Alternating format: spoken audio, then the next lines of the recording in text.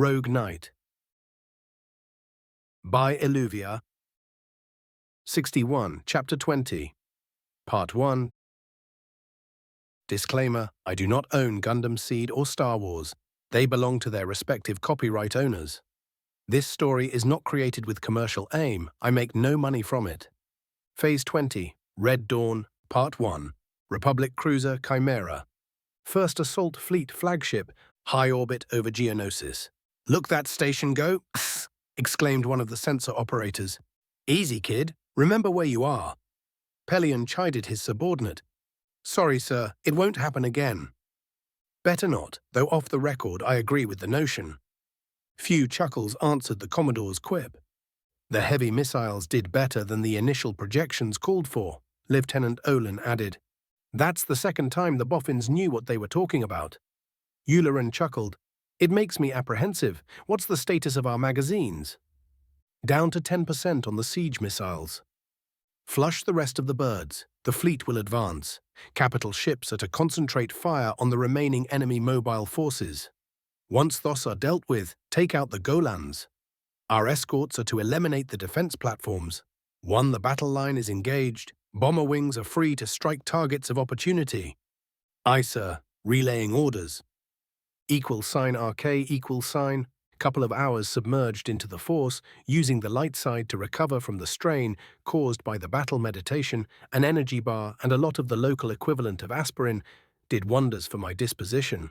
Oh, I wasn't up for fun and games, like joining the first wave of the ground invasion. That was reserved for my apprentice and the Jedi, but at least I was more or less punctual, which meant that I had a job to do. So while I munched on another energy bar, there was a datapad in my other hand, and I was busy browsing the compiled list of fleet losses. They were rather severe, though nothing like the butcher's bill that this battle should have yielded. At least on paper, both sides were evenly matched. The most optimistic estimates called for about 50% fleet casualties if we won. Thanks to my battle meditation and the plan Valentra, the Oni director and me cobbled together, we got out of the scrap relatively light. If you can call a third of the fleet lost low casualties. That had been unpleasant for more than the obvious reasons. I felt every single death during the battle, thanks to the battle meditation connecting me with my men and the few organics in the CIS fleet. They fed the dark side, and while actually making me a bit stronger in the Force, strained my control. It was making it harder to deal with the persistent seduction of the whispers in the back of my head. Oh, it would be so good to just let my control go and revel in all the dark side had to offer. All the power, the immortality it promised. No longer having to pay lip service to Palpy and the Republic. To build my own empire. I shook my head. Even if I knew that it was all a lie, or at best a short-lived gain, before I was left totally insane, her whispers and suggestions had a dark allure that I found hard to resist. All I could do with the unrestrained power of the dark side on my disposal, I just had to stop fighting it at every turn. I shuddered as a familiar chill went up my spine. The dark side was coiling around me, anticipating the next round of slaughter. I focused my mind, doing my best to ignore the whispers. =RK, Light Cruiser Corellian Fury. Task Force Lacoon Flagship. First Assault Fleet. High orbit over Geonosis. After the immediate aftermath of the fleet-on-fleet engagement was dealt with, Joel became a spectator. His cruiser squadron had fallen back, behind the main body of Republic ships, in order to escort the remaining carriers. That in turn left him free to watch the fireworks, something that warmed his old smuggler's heart. It had all started innocent enough. The fleet had reformed just out of the planetary defense grid's effective weapon range. The ships had pumped their ECM levels as much as possible, followed by ripple-firing shoals of missiles. Part of the ordnance sent downrange were anti-fighter darts, as well as electronic warfare birds, meant to sweep away what was left of the enemy fighters and target weapon emplacements. On their heels were waves of Lancer siege missiles. Those new weapons were big, a bit longer than two bombers strapped together and with similar dimensions. The concept of the weapons was all but new. It has been known for a very long time, though believed inefficient in the age of shields. Further, it was meant for long-range engagements, something that would be only useful if the enemy could be pinned defending a stationary target, like Geonosis, for example. Even then, it was an expensive weapon that was really useful in a handful of tactical scenarios. Conventional wisdom said that just using turbo laser was much better, much less fuss and less strain on your logistics train. Not to mention that in order to defeat shields, those missiles needed to come relatively close before detonating and thus activating their laser heads, which made them vulnerable for intercept from fighters and point defense. However, in this case, those weaknesses were anything but. The standard doctrine was to send your fighters forward to deal with missiles of this kind, which the Seps refused to do in order to preserve the vultures they had left. That course of action had predicatable results. No one was particularly surprised when the darts failed to cause any noticeable damage on the battle stations, merely diabling a few of their weapons. Yet they did their jobs, screening their much larger sisters. Only 10% of the first Lancer wave was picked off, before they reached standoff range and detonated, all of them missing the Golan stations they were flying at. Solo grinned viciously. Shields flared briefly, fighting to absorb and deflect lances of pure energy. Then the defensive fields failed and 10 more munificents died, their hulls shattered by invisible beams of pure energy. That awoke whoever was in charge, and the vultures surged on, dashing straight at the next wave of missiles, which only looked like lancers. The large missiles blew up few seconds before the enemy fighters fell upon them, releasing a swarm of darts down their throats. The vulture flight stood no chance and slammed straight into the trap. The explosions caught on camera by the recon birds in the vanguard of the fleet were beautiful to behold. Then the second Lancer wave struck true. This time, they did target the battle stations, 2 of them to be precise. The missiles didn't even attempt to kill them outright. Instead, they were instructed to take out the shield generator and heavy weapons. Few hundred missiles concentrated their fire on a small section of the deflector fields, temporarily overwhelming and piercing the defenses. A lot of the incoming energy was either absorbed or dispersed. A big fraction of what went through wasted itself ablating armor, yet enough remained to damage the generator on one Golan and outright destroy that of the second. When the next missile salvo struck, those 2 stations were left as drifting, toothless hulks. =RK DCS Nemesis. Low orbit over Geonosis. Admiral Ningo glared balefully at Grievous. The damn cyborg had survived after all and even managed to get to his ship, just in time to order the suicide charge of most vultures that had survived the previous engagements. Yet he held his tongue. The Seleucian didn't feel like dying by the hand of the madman who was in his nominal command. It had been obvious that the missiles were some kind of bait, sending all but the first wave without a covering force of a barrage of anti-fighter ordnance. He shook his head and turned his sight towards the tactical plot. It appeared that the enemy had feignedly exhausted their supply of heavy missiles. The Republic fleet was picking up speed, advancing towards their position. While before the relentless barrages, Ningo had been reasonably sure that he could further bloody the enemy, now even that was going to be denied to him. Only 7 battle stations were still largely intact, backed up by what was left from his mobile forces and about 700 or so defensive platforms.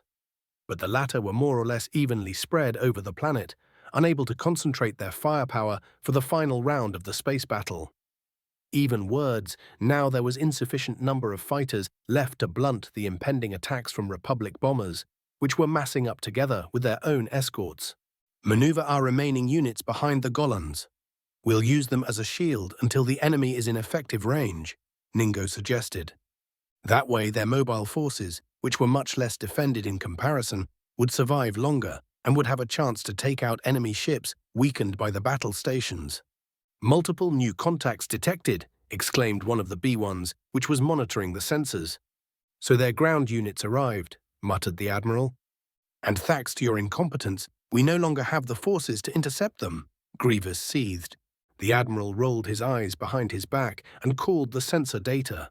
As if those acclimators and their escorts were a potent force in their own right, more than enough to deal with whatever would have left from the CIS fleet, even if they had won and destroyed the Republic fleet. Now all he could do was ensure that as many of the enemy ships were taken out before his remaining units were gone. If Grievous let him fight his fleet. RK, Republic Cruiser, Negotiator 2, Battle Group Titan Flagship. 5 light seconds from Geonosis. The commanders of the ground forces had gathered for a final briefing before they joined their units for the drop. Shakti looked around, evaluating the men and women in the room. Needless to say, most of them wore the same face. With few exceptions, those had the rank of commander or general. The rest were either the Jedi or the officers in charge of the new units, which weren't made up by clones. It remained to be seen how they were going to mesh with the GAR forces once on the ground. While she had heard of only a few problems, that didn't mean much at this stage. I can confirm the good news. The fleet won a major battle over Geonosis and is in the process of dismantling the orbital defense network. By the time we are in position, we will have orbital superiority. She had to pause for a few seconds while almost everyone cheered. She allowed herself a small smile and continued. Now, thanks to the extensive network of neat orbital weaponry that the locals had built, we won't be in position to simply orbital strikes all over the place and just mop up. Good to know. What about air support? General Willem Maxtro, the commander of the Anaxian Rangers, asked. We'll be getting plenty. From what Admiral Ularen told me, I believe that First Assault's bomber force is largely intact. Then there are our own fighter and bombers too. The main opposition in the air is expected to be from Geonosian air breathers, because the vultures in system are a spent force. So we are going with Red 3 then? Colonel Giro Pell, the CEO of the Kamasi Laners, asked. Yes, our heavy divisions will land at the designated areas with heavy orbital support, while the airmobile units will drop in, bypassing the nearest defensive lines and striking at various strategic targets. Those include local sea and sea centers, power stations, and of course, the theater shield generators. What about the planetary shield? One of the clone commanders asked. We have contingency in place to deal with them. I'll be leading units from 1st Shock Army against the main generator complex. We will be going in to support General Vale's Helldiver Regiment. That will be the first of our strategic objectives. We will have to either hold the place while reinforcements arrive or trash it and exfiltrate. Now for the different unit assessments. There won't be any major alternations on Red 3 at this point. That announcement got a few relieved chuckles. 7th Army will be landing here, 200 clicks from the shield generator complex. They will be shielded by the artillery positions emplaced around it by this mountain chain, though either coursing or going around it will slow them down. She nodded at Obi-Wan. I'll be spearhead the push towards the experimental droid factories. As you all know, that is our primary objective on Geonosis.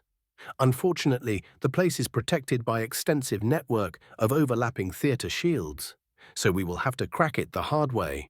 General Mindy's troops and the Rangers will assist in the initial push. The Kamasi Lancers will, as well as the Ryloth 1st Ranger Regiment, will make a push towards this valley. Kenobi zoomed the image of Geonosis floating in the center of the table dominating the meeting room. This is the place where the locals reboot most of their war-related industry after our last visit. You will be cleaning the way from any light enemy forces and provide support for 9th Army's heavy armor, which will be making a landing on these coordinates. He pointed a large plane, 200 clicks from the Kamasi projected drop point. Once their leading divisions are deployed, they will be heading your way. 62, Chapter 20, Part 2. Phase 20, Red Dawn, RK Part 2, 71st Bomber Squadron. Low orbit over Geonosis. Falk drove his bomber into a roll, barely avoiding a burst of flak fire. His craft shook from the blast wave, but he compensated and dived at the battle station below. His squadron followed, deftly avoiding the last-ditch effort of their target to fend them off. Around them, space was lit up with explosions as the fleet was duking it out with what was left of the CIS ships and the remnant of the orbital defenses. Falk saw a munificent frigate being blown apart by turbo laser bolts bigger than his fighter. Then he spun again, and his cockpit view was obscured by the 71st's target. He waited for a moment before unleashing his bomber's load of proton torpedoes in quick succession, the armor plating protecting turbo laser turrets and concussion missile launchers shattered in a handful of hits, the following impacts disabling or outright destroying the weapon emplacements.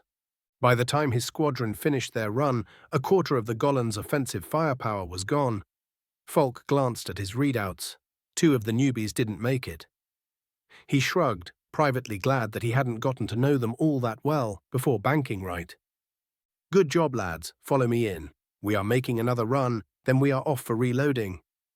As they headed in, a swarm of bombers overflew them, heading for one of the handful CIS battleships that was still operational.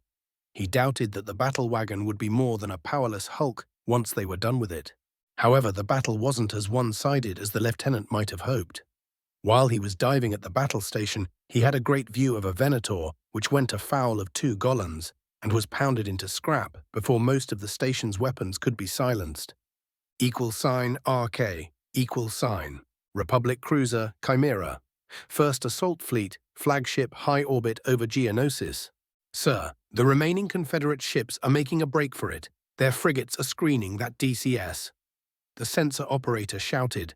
Their capital ships won't make it past the planet's gravity, well before we pound them into scrap. The Admiral frowned. He zoomed in the tactical display. Almost all remaining vultures were converging at that point of the battlefield. Retask our fighters in the nearby sectors to intercept. They are most likely covering the escape of their commander.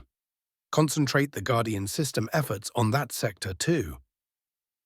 Soon enough, the plot shifted, whole torrent squadrons swarming the Confed ships which were attempting a breakthrough. "Criff, sir, look at that!" The same lieutenant shouted again, earning himself a dirty look from Pelion. Ulerin zoomed out the display. A few seconds later, a look of displeasure appeared on his face.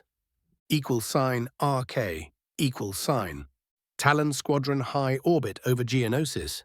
This better work," Grievous snarled as he forced his fighters' engines to the point of overload. "If it doesn't, we are dead anyway." Admiral Ningo shrugged in the back of the cockpit of a 2-seater Seleucian starfighter. He had a squadron of those birds on his ship which were meant as his personal escort. Now they were about to prove their worth. The small craft went on afterburner, straining their engines to their melting point in an attempt to break clear from Geonosis's gravity well. They were screened by 100-odd vultures, which were instructed to fly in a funnel formation, using their bodies as a physical shield against enemy fire. It was a race between the Guardian missiles that would be undoubtedly sent their way, and whatever enemy fighters were still in the vicinity after most of them were sent against the bait. They had 15 seconds head start before Ningo's cockpit was bathed into the shrill beep of the lock on alarm. Targeting sensors were locked on his fighters, and missiles were sprinting their way. He glanced out and saw the vultures shifting, moving to better protect their charges. The Admiral helplessly waited as long seconds slowly ticked by, when suddenly the cockpit was bathed in bluish light. A vulture blew up, then another and another in quick succession. Ningo glanced at the instruments. They were still 30 seconds from the edge of the gravity well. At this rate, they weren't going to make it. His pilot, the leader of Talon's squadron, apparently agreed with that assessment. "Gentlemen, it was honor serving with you. Now go intercept those damn missiles," he ordered. Half the squadron peeled off and charged the swarm of ordnance heading straight at them. They opened fire with laser cannons and their own missiles, which was merely a drop in the ocean. That is, until the lead 2 Talons opened their cargo compartments, spilling reserve parts behind them. The rest of the Solution fighters charging the missile swarm did so too, a couple of seconds later. It was the last thing that they would ever do. Moments later, missiles either found their mark, blowing up fighters which didn't even attempt to evade, but flew straight firing all the way until the bitter end, or plowed in the small artificial debris field, detonating harmlessly. That desperate maneuver was far from enough to take out all the darts, yet it bought precious seconds for the rest of Talon's squadron and their charges. Ningo grit his teeth as the last of the vultures expended itself against a missile flying straight at his ride. Just few more seconds. The Admiral winced when his fighter shook viciously, almost throwing him out of his seat despite the restraints. In the same moment, the cockpit was bathed in blinding light. =RK, Republic Cruiser Chimera, First Assault Fleet, flagship high orbit over Geonosis. The criffing bastards got away. Pelion, who was leaning over the sensor station, muttered, "Pity, it would have been great if we nailed their commander. Whoever it was did pretty good." Yularen stated. "Yes, they will be trouble in the future," the Commodore added. The Admiral returned his attention to the bigger picture, disgruntled that he had fallen for the feint. He honestly hadn't believed that the enemy would try getting out using small craft once they knew the true capabilities of the Guardian. However, they had masterfully made him focus his attention at a tempting bait, buying themselves enough time and distance to get a chance at surviving the inevitable missile strike.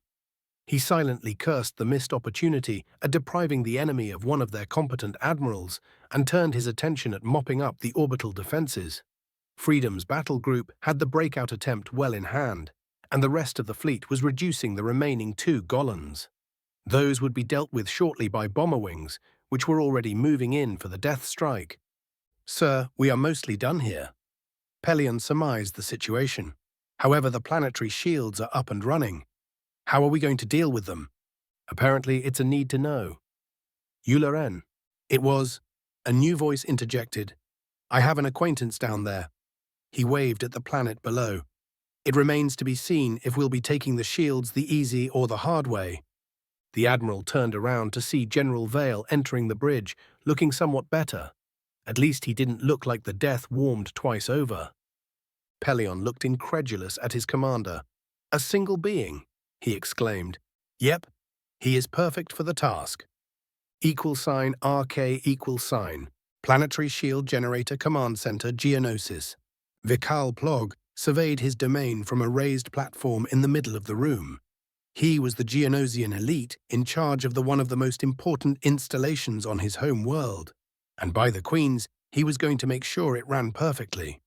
He stared in turn at the backs of the workers manning the stations controlling the intricate network of generators and shield emitters protecting Geonosis, as if daring them to make a mistake. He would have preferred that his installation was manned exclusively by warrior caste members, but unfortunately that was impractical. Whatever else you could say about the workers, most of it less than flattering, they knew how to fix tech. Fast. On the other hand, Plog and his exalted kind were best on the battlefield or in charge of important facilities. While he knew that his job was vital, Vikal couldn't suppress the instinct to go out and be amongst the first to meet the Criffing Republic forces. If they managed to actually pass through the shields. After their previous visit, the Queens were displeased, issuing orders that their world must be turned into fortress, thus making a repeat performance highly unlikely. While it would have been better if the Geonosians' allies had managed to win in space, Plog actually preferred it this way. The last battle had been over before more than a handful of his kind could engage the enemy, because they were stationed at locations rather far away from the places the GAR attacked. This time it was going to be different. The Geonosian elite warriors were mobilized and ready for battle. They, just like Vikal, were cybernetically enhanced war machines, wielding powerful beam weapons and protected by master-crafted armor. He smiled at the thought and almost reverently petted the heavy weapon which encased his right hand, before returning his attention to the holographic display representing his world's orbitals. The defenses were almost gone, and the enemy transports were growing near. He smiled when the nearest comm station hissed to life, announcing that now all ground-based anti-orbital weapons were free to seek targets of opportunity. He was still smiling when moments later, a monomolecular blade found a weak spot in the armor surrounding his neck and severed his spine. =RK=. The command center stood still, the 6 elite warriors who were providing internal security just staring at their leader. First they saw the blade sticking from the back of his neck. It sparkled, the air around it warping, revealing a dull red metal hand to which it was attached. "One meatbag down," a mechanical voice muttered. The guards raised their weapons a moment too late. The air twisted further, showing a heavily armed droid which had sneaked in their midst. Before they could line up shots, the command center was turned into a charnel house when multiple explosions shook it, pelting everything within with half-molten shrapnel. Consoles became pieces of fast-flying death, scything unprotected Geonosians. HK-117 jumped back. thermal detonators flying from his hands. At the same time, two stealthy drones became visible near the ceiling, sending crimson lances at a single elite guard. In all the bedlam, no one noticed how the locking mechanism of the doors was fused shut. The assassin droid would have smiled if he could. This was what he was made for: pure, unrestrained havoc. HK-117 danced, faster than most organics could follow, barely evading beams of amber light. The command center shook again, bathed in the light and heat of thermal detonators blowing up. In bare moments, 4 of the 7 elites were taken out, evening the odds. The assassin rolled left, amber beam briefly grazing his shield. That alone drained a third of his deflector, sending warnings through his system. He jumped over a trashed console, a repeating blaster in his hands. Behind the droid, the drones were playing tag with one of the elites, while the last 2 were engaging him. HK-117 hit the ground and rolled, avoiding a sweeping beam. His weapon spoke, shredding blaster bolts at the unprotected feet of the overgrown insect. Its agonized screech was music for the droid's audio receptors. The heavily armored being crashed on the ground, while his buddy tried to bisect the assassin with its weapon. HK evaded by a hairbreadth and threw a thermal detonator, finishing its wounded victim. Then he vaulted forward, using the blast wave as booster for his jump. The nimble machine flew over the other elite Geonosian, avoiding a sweeping beam of deadly energy. HK-117 landed lightly on his feet, moving in a blur. His blaster clattered on the ground just as the droid slammed a pair of vibroblades in the back of the big Geonosian. The local whimpered when the assassin twisted its weapons, before withdrawing them and letting his latest victim fall bonelessly to the ground. HK-117 turned his head to the right, and his artificial eyes glared at the single remaining drone. The other one was already turned into molten slag by the last remaining warrior. "I expected more from you guys."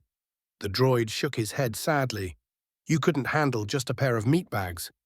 He sounded affronted at his synthetic sibling's failure. The Geonosian turned his head towards the sound a moment after disposing off the second drone with a well-aimed shot, only to see the cooling corpse of his comrade and no sight of the infernal machine. "Looking for me?" a hated voice asked from behind. Before the warrior could swing his bulk around, HK jumped on his back, blade slashing down. A few seconds later, the ancient droid made his way to the raised platform where he assassinated the facility's commander. It was the one place that was still somewhat intact. HK plugged himself in the command center's network and started working, while the base's security were attempting to breach the door. He wasn't concerned. It was a really nice door, the finest Geonosian engineering could make. It would hold for a few minutes, more than enough time. By the time the entrance was breached by the base's security, the shields were powered down, leaving the complex vulnerable.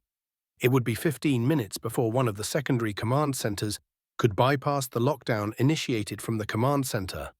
Even longer before they could reactivate the shields. It would be far too late. $RK, Republic assault ship unto the breach. Low orbit over Geonosis. Shakti suppressed a shudder when the drop pod sealed around her. A moment later, the HUD of her light armor lit up with green light, showing that all systems were nominal. "Drop in T-30. The commander responsible for the initial part of the deployment shouted in her communicator. "All units, sound off." The Jedi ordered. She was pointedly trying not to think about the madness she was about to take part in. Shakti patched herself through the frequency of her command battalion, listening. "First platoon, a company is green. Second platoon, a company is nominal." She took a deep breath, calmed by the professional discharge of her soldiers. Just 10 of the pods showed red lights, and she was thankful for the excellent job the engineers did in making the new tech perform up to spec. For now, the real test was about to commence. She switched channels, listening as the battalions started reporting their readiness. "Second Battalion, Helldiver Regiment is green. Only 7 malfunctioning pods," a clone commander reported. "Third Battalion, Helldiver Regiment is green. 5 pods down." This crisp voice sent shiver down Shakti's spine. She was still unable to make up her mind about Vale's newest apprentice. Arya Astra, a clone of a Chiss woman who was also a Sith. Not to mention that she led the first attack on the Jedi Temple in millenia. Yet Vale had not only saved her at the end of the battle, but taken her under his wing. While T knew that what happened wasn't really the woman's fault, not when she had been used as a brainwashed, disposable weapon, she simply couldn't help it. Long-time friends of hers, good people, had died in that attack. The fact that Arya was a Sith didn't help either. It wasn't like she was seeking redemption by trying to turn a new leaf and join the Order. What she felt towards Astra wasn't hate. Not really. It was something she couldn't really place into words. It was more akin to resentment, because of how easy she was given a second chance. Not even a slap on the wrist for her actions, instead she was rewarded by being apprenticed to a powerful Force adept. 10, 9, 8. Shakti's scattered thoughts were interrupted by the pre-launch countdown. She took a deep breath and spoke, "May the Force be with you." 1. A loud thump later and sudden acceleration slammed into the Jedi Master. 63. Chapter 20. Part 3. Phase 20, Red Dawn, =RK=. Part 3, 10 kilometers above Planetary Shield Generator Complex. Geonosis. Arya hadn't been more afraid in her short life, certainly not when she led the attack on the Jedi Temple. That had been exhilarating, the first time she had felt alive, not even while she lay dying in the Great Hall, broken and defeated. Then she had been relieved more than anything else. She had failed in her mission, no matter that it never had a chance of success, and accepted the price. When her master held her very soul in his hands and saved her, she was both stunned and fascinated at the raw power she felt, as if the Force itself was his to command. Oh, Arya knew that he was one of the most dangerous men she would ever meet, that in anything resembling a stand-up fight she would lose, at least before her training was fully completed, and that was many years away. Yet she didn't fear him. There was respect of the man and the power he wielded, but strangely enough, no fear despite the simple fact that she survived only because of his goodwill. Now, however, she was terrified. Strapped in a flimsy shell of durasteel composite, protected by a thin sheet of armor and shield, barely enough to survive a high-speed re-entry, hurling through the atmosphere as a shell sent downrange. Fear clawed at Arya's mind, cold, sticky fingers gripping her very soul. Despite the high temperature caused by the re-entry and the environmental controls of her armor, she felt chills spreading from the frozen pit that was her stomach. Arya shuddered and gritted her teeth. She was better than this, Arya snarled.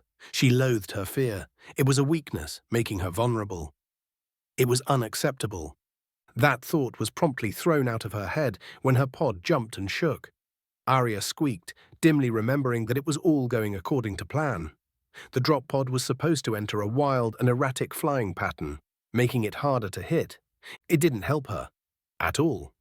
Arya closed her eyes, and for the first time in her life, she started praying.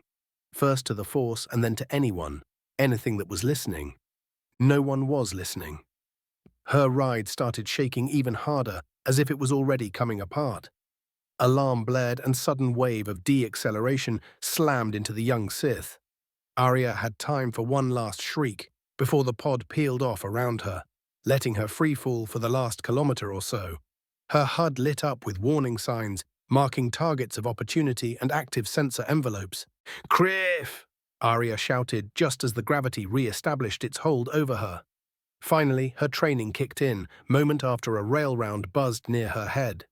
She slammed the controls of the repulsor pack on her back and darted at the ground, hoping to get below the engagement envelopes of the myriad of AA emplacements pinging her. Moments later, the anti-gravity pod whined in protest as she returned it to default setting, and it tried to prevent her from slamming in the roof of nearby building. It was a somewhat successful maneuver because Arya didn't become a stain on the roof. Instead, she landed hard, the mechanized joints of her armor protesting as they absorbed the hit. Her HUD flashed with yellow warnings, showing marginal damage to her knee and ankle armor joints. Arya smiled. While her armor was damaged, her body was not.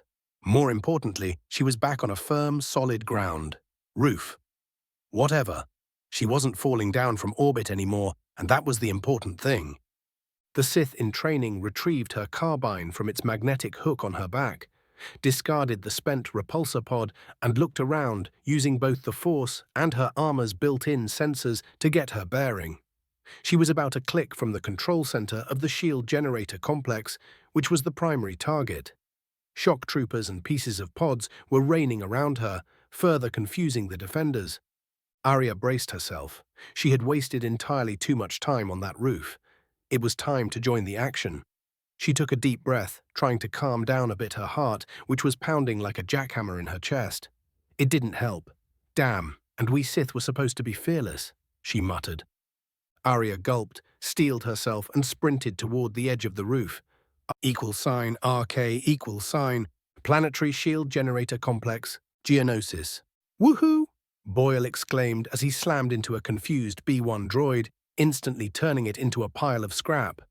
Waxer landed about 30 meters to the west and wasted no time in retrieving his AR and opening fire at a nearby squad of SB droids.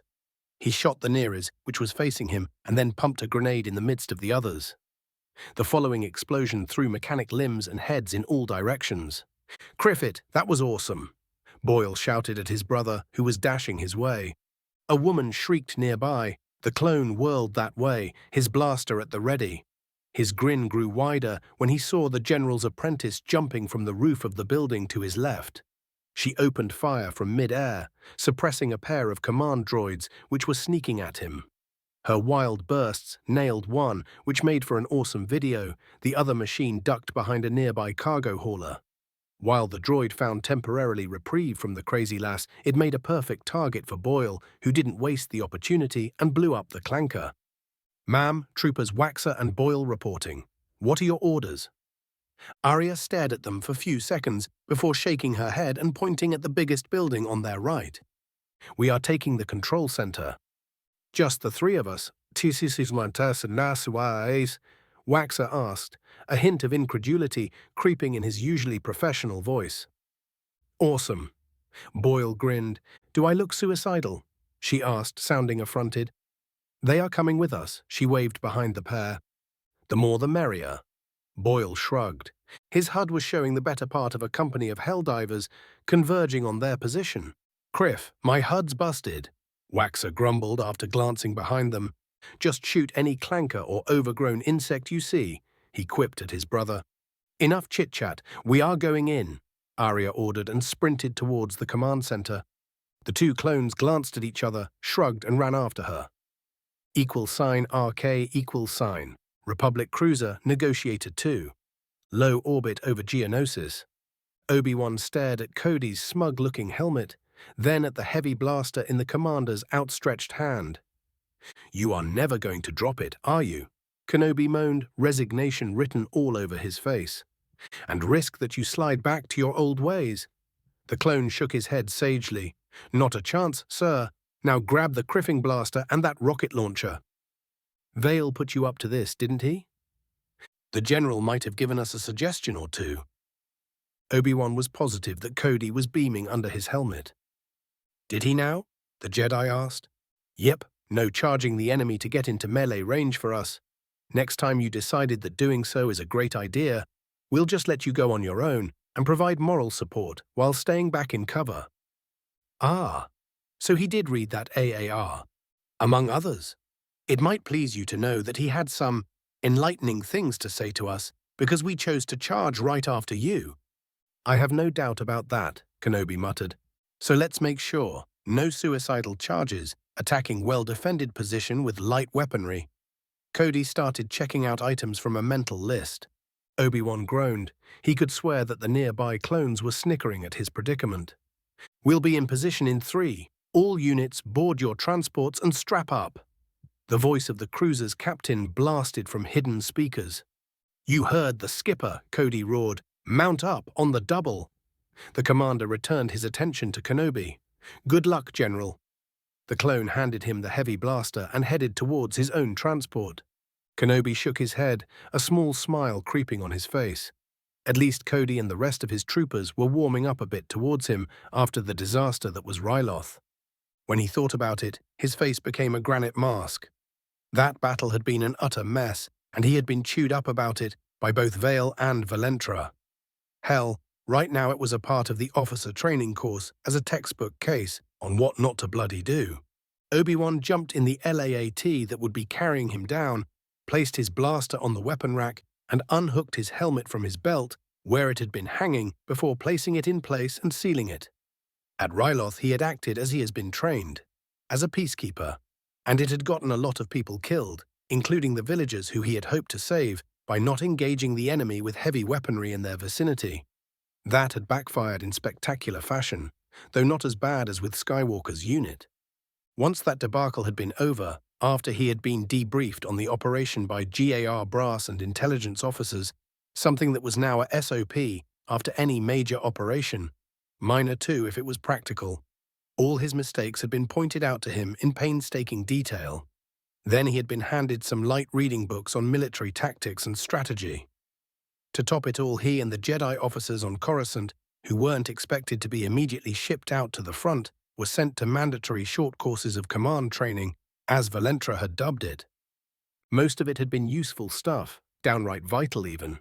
Things that the Jedi should have been taught before being handed command and sent straight in battle. Frankly, in hindsight, he had to agree with Vale.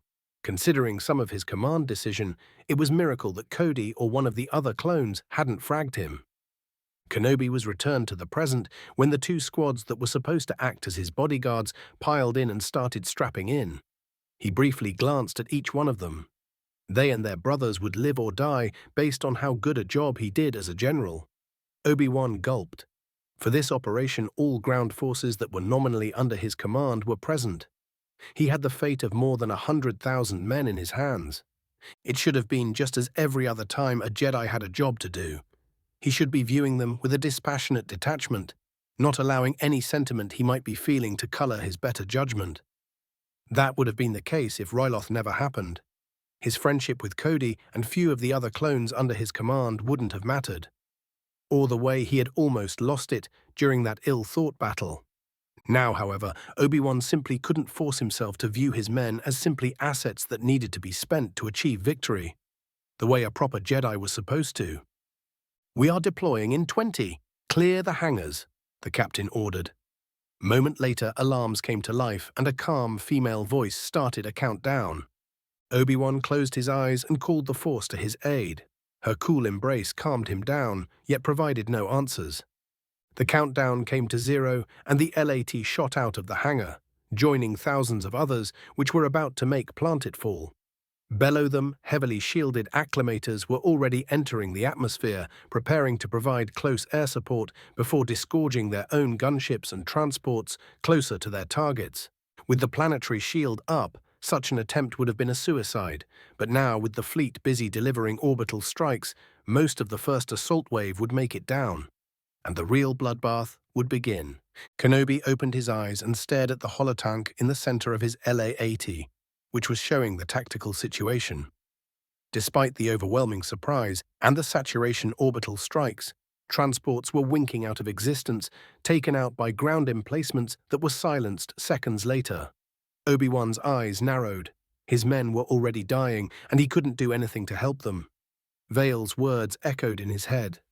"Obi-Wan, one day you will have to choose between being one of this era's good little Jedi and a general. From what I've seen, more often than not, those positions don't mesh well together. And become a Sith instead." "Well, if you want, I probably can find time for one more apprentice, but we both know that this isn't what I mean. I've given a look or two to the ancient holocrons. They do paint quite a different picture of the Jedi, especially those who weren't exclusively trained on Coruscant." Kenobi shook his head. He knew what Vale has been doing, not that the man even tried to hide it during their conversations. He had planted seeds of doubt in Obi-Wan's heart and left him to make his own mind. Dealing with someone who just tried to turn him against the Order or the Republic would have been easy, simple even. This, however, was something different. How do you fight the truth staring you in the face? Then they hit the atmosphere and the ride became rather bumpy. $RK, Chancellor's Office, Senate Building, Coruscant. Palpatine sat behind the desk in his brand new office. While it was a rather spacious room, even bigger than his old one, his new little kingdom was in the depths of the building, behind more than a dozen checkpoints. Now there was a whole legion in the Senate and around it as a matter of course. More concerning were the myriad of intelligence agents crawling all over the place. Even one such as him simply couldn't mess with all of their heads without no one noticing, especially when there was a rotating squad of Jedi on the premises. It was all Vale's fault. That criffing upstart had suggested the Senate's security overhaul, presenting multiple options. And the current one was the best for Sidious. The rest made him all but prisoner despite all the power he wielded. The worst was that he simply couldn't worm his way out of accepting. After all, those suggestions had made his life as the Chancellor not only safer but easier too. As Sidious, however, the new security measures had significantly curtailed his freedoms as the shadow figure behind the Confederacy. The worst thing was that in practical terms, it didn't mean all that much. Not with the mess that was the CIS leadership right now. Dooku was still on his hunt, trying to find out who exactly was backing the mysterious faction that had been messing up his plans lately. The only bright news on the horizon was that no matter what Vale did, Geonosis was going to be a bloodbath, which was going to inevitably damp his popularity with the Senate and the public at large. Unfortunately, simply ordering him killed or arrested on trumped-up charges wasn't going to hold up on a smell test anytime soon. Not with GAR loving the man and likely to rise up a stink if something direct was done through official channels, which left more subtle ways of dealing with Vale. Well, there was always assassinating the man. However, it was unlikely that it would work. After all, he was rather powerful in the dark side. That still left using bounty hunters as additional distraction. Yeah, that would be best, combined with keeping Vale away from important pieces of his plan. Perhaps sent him to Mandalore next. The general appeared to be rather fond of that mercenary he had met on Ryloth. She and the Death Watch would prove a nice distraction, while the Sith re-established their place in the CIS command structure. Besides, it wasn't as if Vale's disruptions were all for the worse. The self-proclaimed Sith was doing a splendid job of discrediting the Jedi. Not to mention that Vale was concentrating most of their attention on himself. On the other hand, all that would be a moot point if he could get Vale as his new apprentice. Perhaps him and Anakin both. That left the war itself. The conflict should have been a grand deception more than anything else. Instead, now it was fast escalating into a full-scale war, one which was resisting anyone's attempts at controlling it. The original plan of ending it and simply eliminating the CIS leaderships while they awaited a reward, the fools, wasn't going to work. Because now the Republic's public and Senate wanted their heads mounted on pikes for everyone to see. While he personally found all that hatred delicious and empowering, it presented a problem. Now the Confederacy was starting to play for keeps, and the only reason they haven't won yet was his machinations, leading them to spent ships and troops by striking secondary targets. Oh, Vale's victory at Ryloth and probable success at Geonosis would go a long way in balancing the scales, but it would be a close-run thing. So much so that he had to be very careful when doing anything that might affect the Republic's war machine. At this stage, a fast CIS victory wasn't in his best interest. It wouldn't be until he and Dooku were able to re-establish themselves as the undisputed leaders of the Confederacy. Some blackmail, assassinations, and honeyed words would go a long way to achieving that goal. However, it would take some time. Of course, ideally the war would go on for years yet, enabling him to finish building the foundations of his empire. Unfortunately, the slaughter of the senators did more harm in that regard. Oh, a significant part of his standing opposition was gone. However, a lot of his supporters went with it too. Now he would have to deal with a lot of new faces, which in turn would mean that he would have to rebuild a part of his power base. After all, it simply wouldn't do for the Senate not to elect him as an emperor when the time came. 64. Chapter 20, Parts 4 and 5. Phase 20, Red Dawn. Part 4, =RK=, Planetary Shield Complex, Geonosis. Shakti loved the orbital drop. Diving through the atmosphere at breathtaking speeds, called to a primal part of her being, making her predator instincts cry in joy. The Force, enhancing her senses, made it even better. There was a thrill in risking one's life when everything was placed on the line and adrenaline pumped through her vein, a feeling she had learned to suppress during her years as a Padawan. There were only a few times T allowed herself to let loose, reveling in her Togruta nature, only during her brief visits to the native savanna of Chile. This was one of those occasions. Shakti could feel the pod wrapped around her, the way it sliced through the air, the acceleration as she headed towards the ground as fast as her ride could carry her. The Jedi sensed the danger of targeting sensors glancing over the thin armor protecting her, the fight-or-flight reflex awakening in her system, making her blood race faster. The general had to force her mind to focus, letting the force flow through her. Her senses stretched, searching for enemies within her range. There was a veritable hive of droids below her, most of them ignoring the dropping soldiers and moving towards the control center. So the agent who brought down the shields was probably still alive. She took a moment to search for them, finding only vague impressions of scared or determined locals and lots of droids. The journey down was over all too soon. The pod around her flaked open, letting her freefall for the last few hundred meters with only a repulsor to soften her landing. The Jedi Master used the Force to guide her descent, gathering a halo of telekinetic energy around her. Some of the machines below looked up, finally paying attention to the shock troopers' approach. A few of them raised their weapons, opening fire. It was too little, too late. The Jedi ignored the few wild shots that somehow managed to hit her, the blaster bolts splashing harmlessly over her shield. Her attention was consumed by controlling the increasing field of power she was gathering. Then Shakti hit the ground, landing on her hands and knees. The repulsor pod attached to her back, burning out with the strain of slowing her down.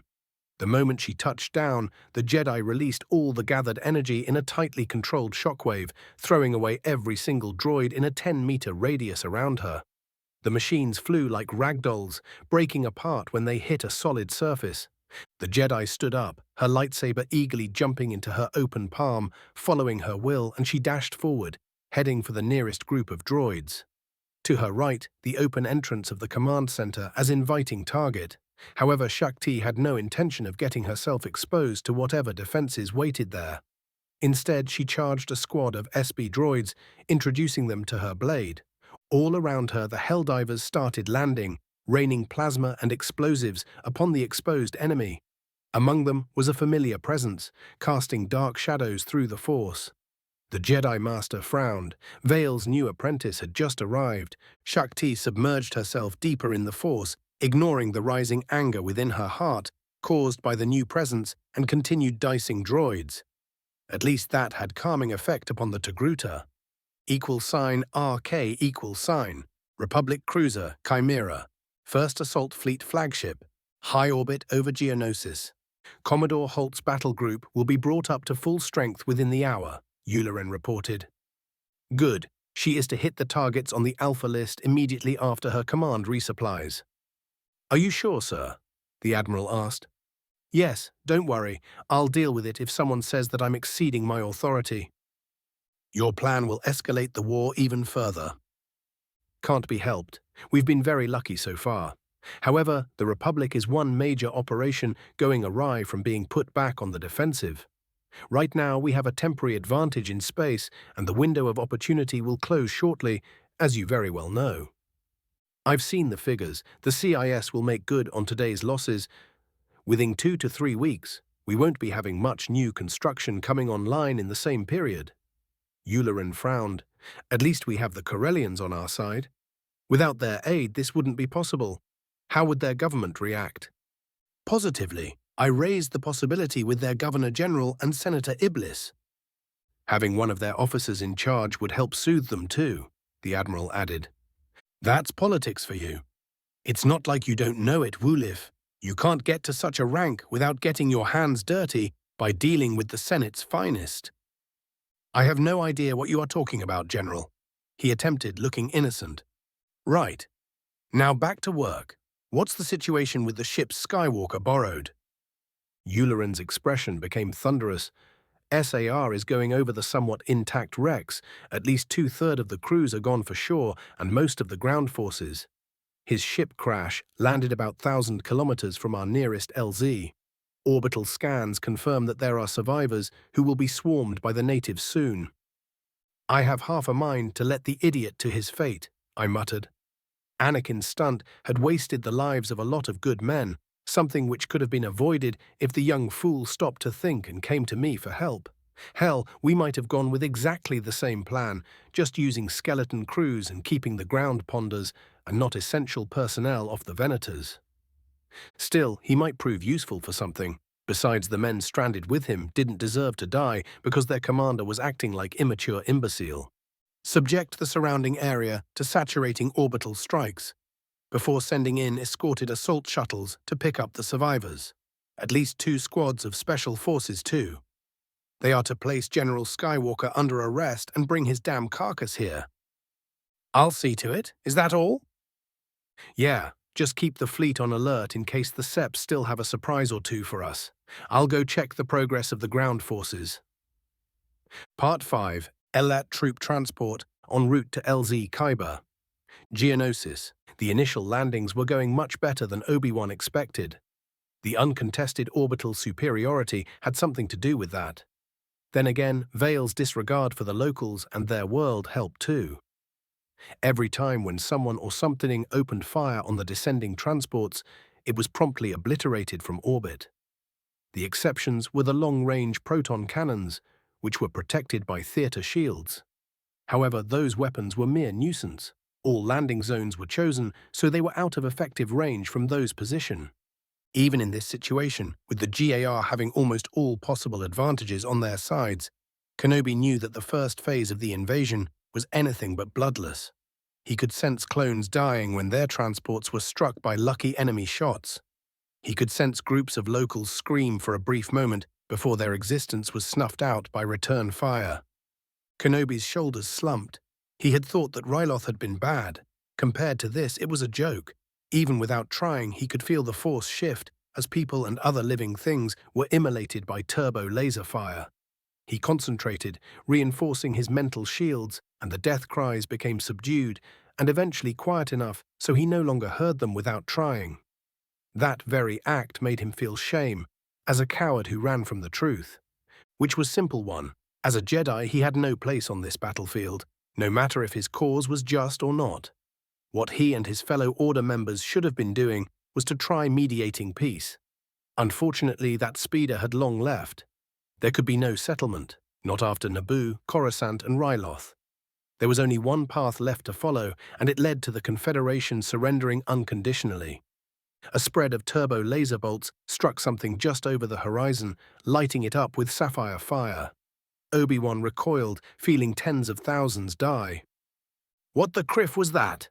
he shouted. One of the clones assigned to his command squad, who was monitoring the situation, answered promptly. The enemy unmasked concussion missile launchers in a nearby town and were preparing to fire. One of the cruisers took them out, the sergeant stated calmly, as if it was nothing out of the ordinary. Obi-Wan wanted to shake the man. There were civilians in there. Were being the operational word, they were all dead now. Kenobi looked around, faceless helmets stared back. He had a revelation then. The clones surrounding him couldn't care. To them, those people were enemies at worst and collateral damage at best. Oh, if ordered, they would have tried to find another way to take those weapons, or they would have had simply absorbed the losses and kept doing their jobs. However, he wouldn't find any sympathy here beyond someone probably saying that it was too bad. Kenobi thought about calling Vale until he remembered something. Everyone, including him, knew the ROE for this campaign before the fleet was fully assembled. The only grumbling were about how constrained the rules were, at least in certain cases. What was worse, he had a suspicion that the non-Jedi officers commanding this campaign knew exactly what would happen when the enemy opened fire and used their own civilians as living shields. And he already knew what Vale's answer would be. Don't do this the next time, and we won't have to vaporize your non-combatants. The worst thing was that most of the officers in this army might very well agree with the sentiment. He knew why, too. Such wanton destruction would have been frowned upon before the CIS showed their real face. Not the galaxy at large wouldn't really care. The nature of the war had changed, and he had failed to really comprehend it. "We are over the LZ," the pilot informed them. That shook Kenobi out of his funk. Oh, he was going to have a chat with Vale, Valentra, and the Council about the way the war had to be prosecuted. There had to be a way to avoid such wanton bloodshed in the future. He hoped so. The door of the LAAT slid open, revealing a large, rocky expanse. It should have been covered with the red sands and rocks of Geonosis. Instead, it was filled with thousands upon thousands of soldiers and war machines, with more arriving every second. Not for the first time, Kenobi wondered what the criff he was doing here. $RK, Planetary Shield Complex, Geonosis. Shakti glared with disapproval at Vale's apprentice. That insane woman used a blaster rifle as a club against a SB droid, before she remembered that she had a lightsaber and ignited it, before jumping a short platoon of B-1 droids. Crazy Sith, the Jedi Master grumbled. General, we have the entrance secured. Most enemy security teams are either dealt with or contained. A clone lieutenant reported. I have squads going after the AA emplacements. Good. Do you have 2 heavy weapons squads ready? 3, actually. They are near the gate. Well done. It's time to take the command center. $RK, HK-117 was getting bored. The meatbags were still trying to breach into the control room, leaving him with very little to do. At least after he bobby-traped most of the place. He would have grinned if he could. It would be impolite if he didn't have additional presents for his host. The assassin droid almost trembled with anticipation. The locals had about to finish cutting through the door. They took their sweet time too, the incompetent fools. The fireworks show caused by the cutting stopped. It was time. There were subdued noises as the equipment was moved and the assault team got in place. HK activated his stealth field and vanished from sight. The heavy door was thrown in by shaped charges. A spread of concussion grenades were next, followed by 8 commando droids and 2 Geonosian warriors. HK merely sent a signal which activated the explosives with which he had lined the walls around the door. They were shaped charges too, concentrating most of their power in narrow cones. The 2 massive locals were gutted in the initial explosions, as well as 3 of the droids in the back. The rest scattered, searching for threats. HK threw his last thermal detonator through the destroyed door before he took aim and blew off the head of the nearest commando. Their return fire splashed over his shields, doing no damage. He laughed when the detonator exploded, ensuring that the inferior CIS models wouldn't be receiving reinforcements anytime soon. $RK, Republic Cruiser Chimera, First Assault Fleet Flagship, high orbit over Geonosis. I slumped in my bed after drinking a couple of painkillers. The stunt I pulled with the battle meditation had side effects and they were home to roost. My body felt on fire, which was getting worse. I was doing my best not to access the Force, but it was hard. A long time ago, keeping in constant contact with the energy field, which was everywhere, had become an instinct just like breathing. The fact that I could acutely feel the death and suffering on the planet below didn't help matter.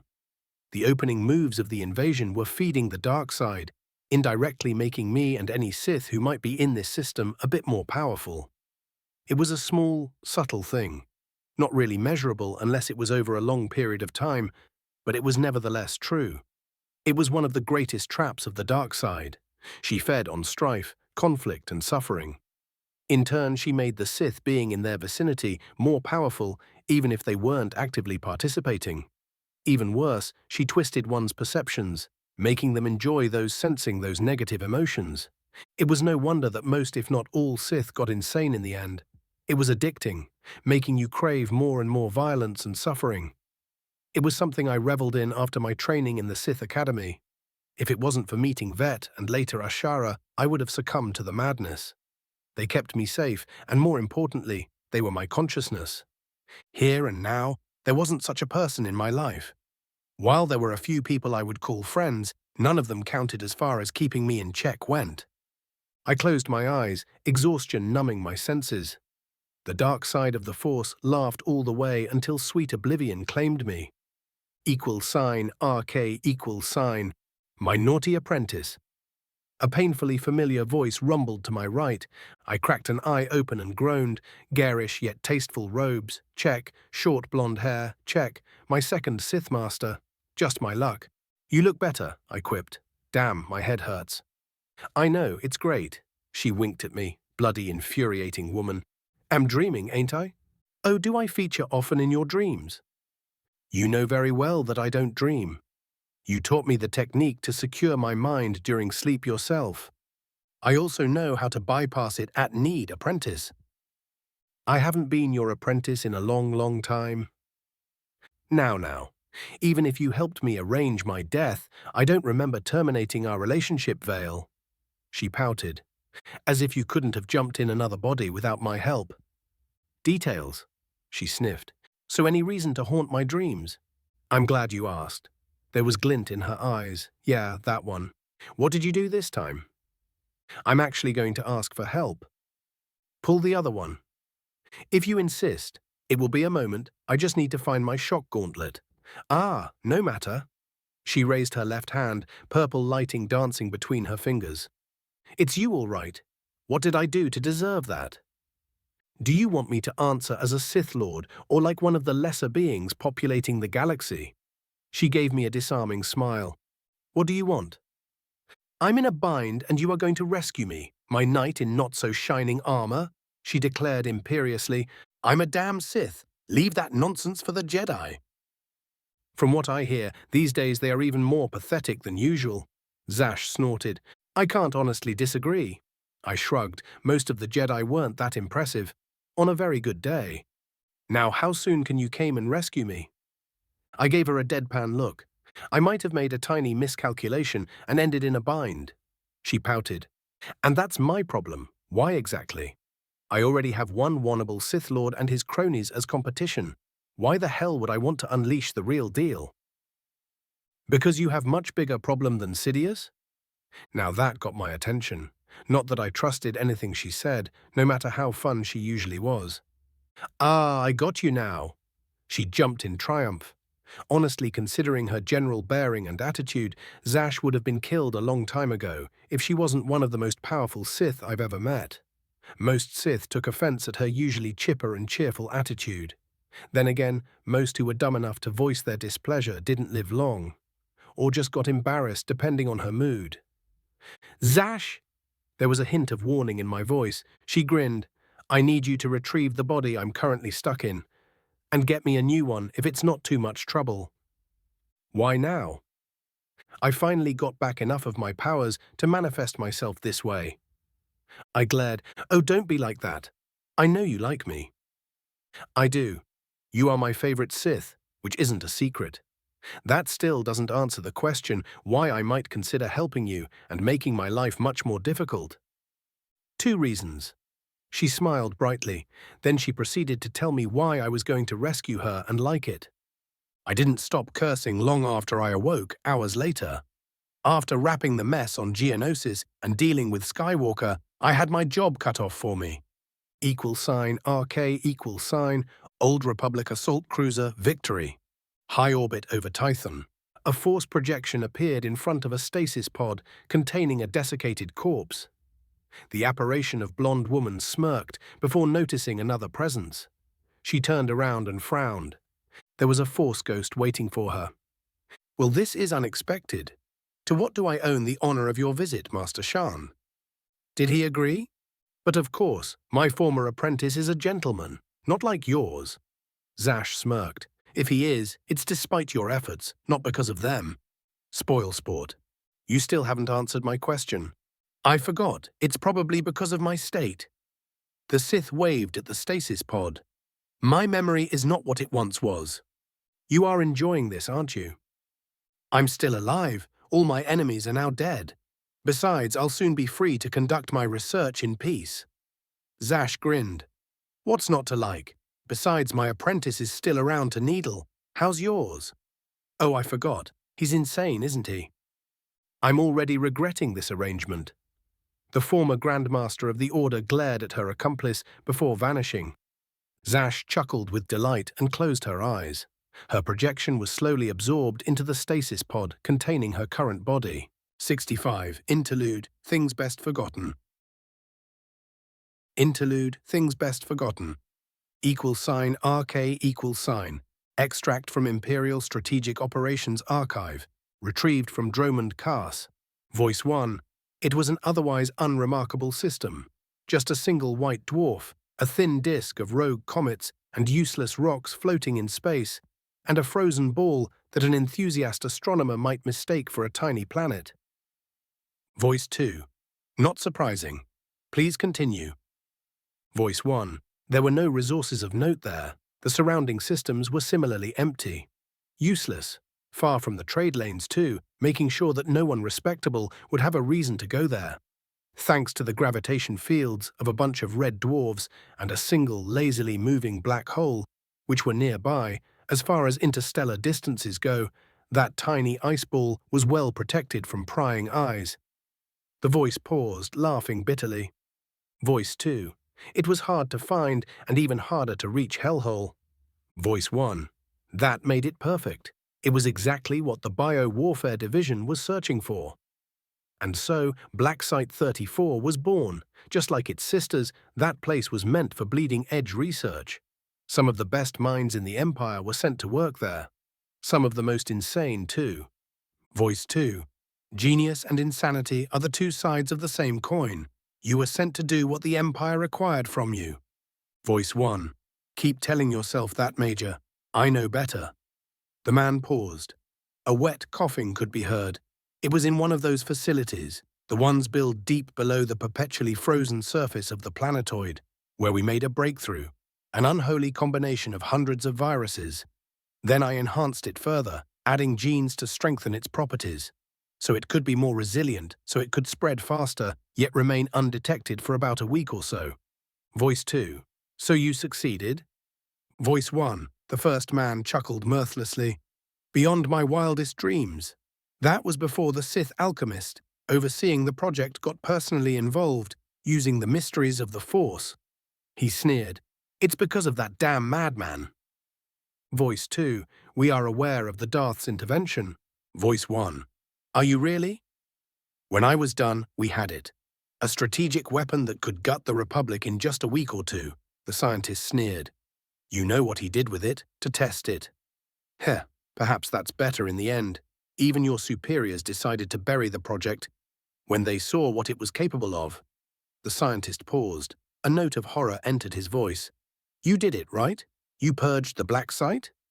Voice 2. The last remaining samples are contained. Now tell us again, what exactly does it do?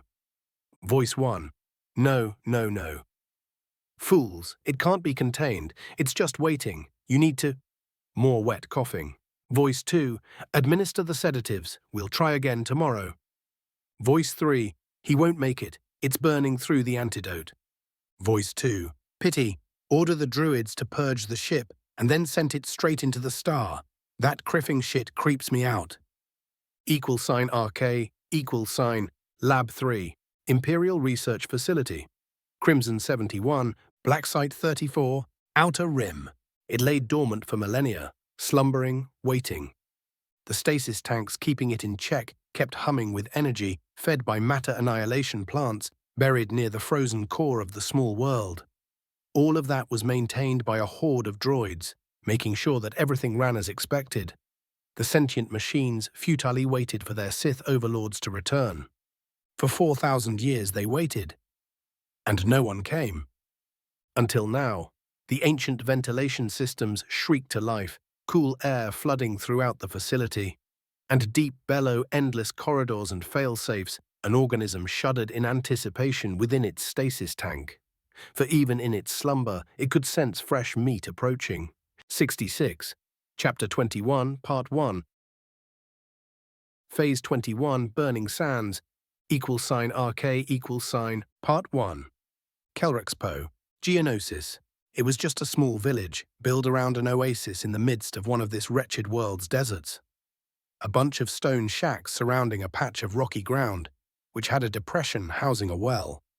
It wasn't supposed to be a real obstacle, just a speed bump at best. The locals had other ideas. The supposedly harmless village now housed a shield generator, covering everything within 10-kilometer radius from orbital bombardment. To make matters worse, the place was situated directly in the route the Kamasi Lancers and their Ryloth Ranger auxiliaries were ordered to clear.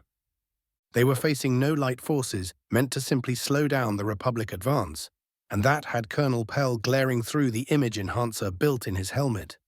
Even from his position, lying on the top of a tall sand dune 12 kilometers from the shield's edge, he could see more than enough. There were hundreds of dug-in septanks, at least 2 divisions worth of the buggers. Trench lines crisscrossed the desert, housing thousands of droids and locals.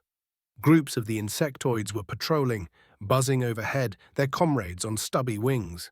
The criffing bastards had artillery too, the barrels of which barely cleared the depression in the center of the village. "Any ideas?" Pell asked the handful of officers and NCOs who were with him.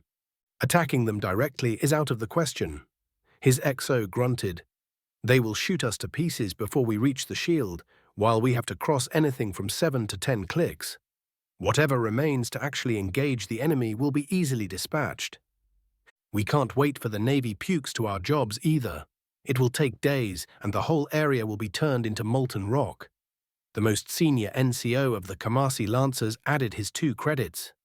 No one suggested just leaving the stronghold in their rear areas, even if they could afford sufficiently powerful blocking force. "Major," Pell turned to the sole clone on the dune. "Sir, how many of those new stealth armors do you have?" "A company worth of them, sir." "I see." The colonel smiled. "We'll need to create a distraction for them. A commando raid to take out the shield, or preferably the artillery too." The Kamasi officer nodded. "This is what we are going to do."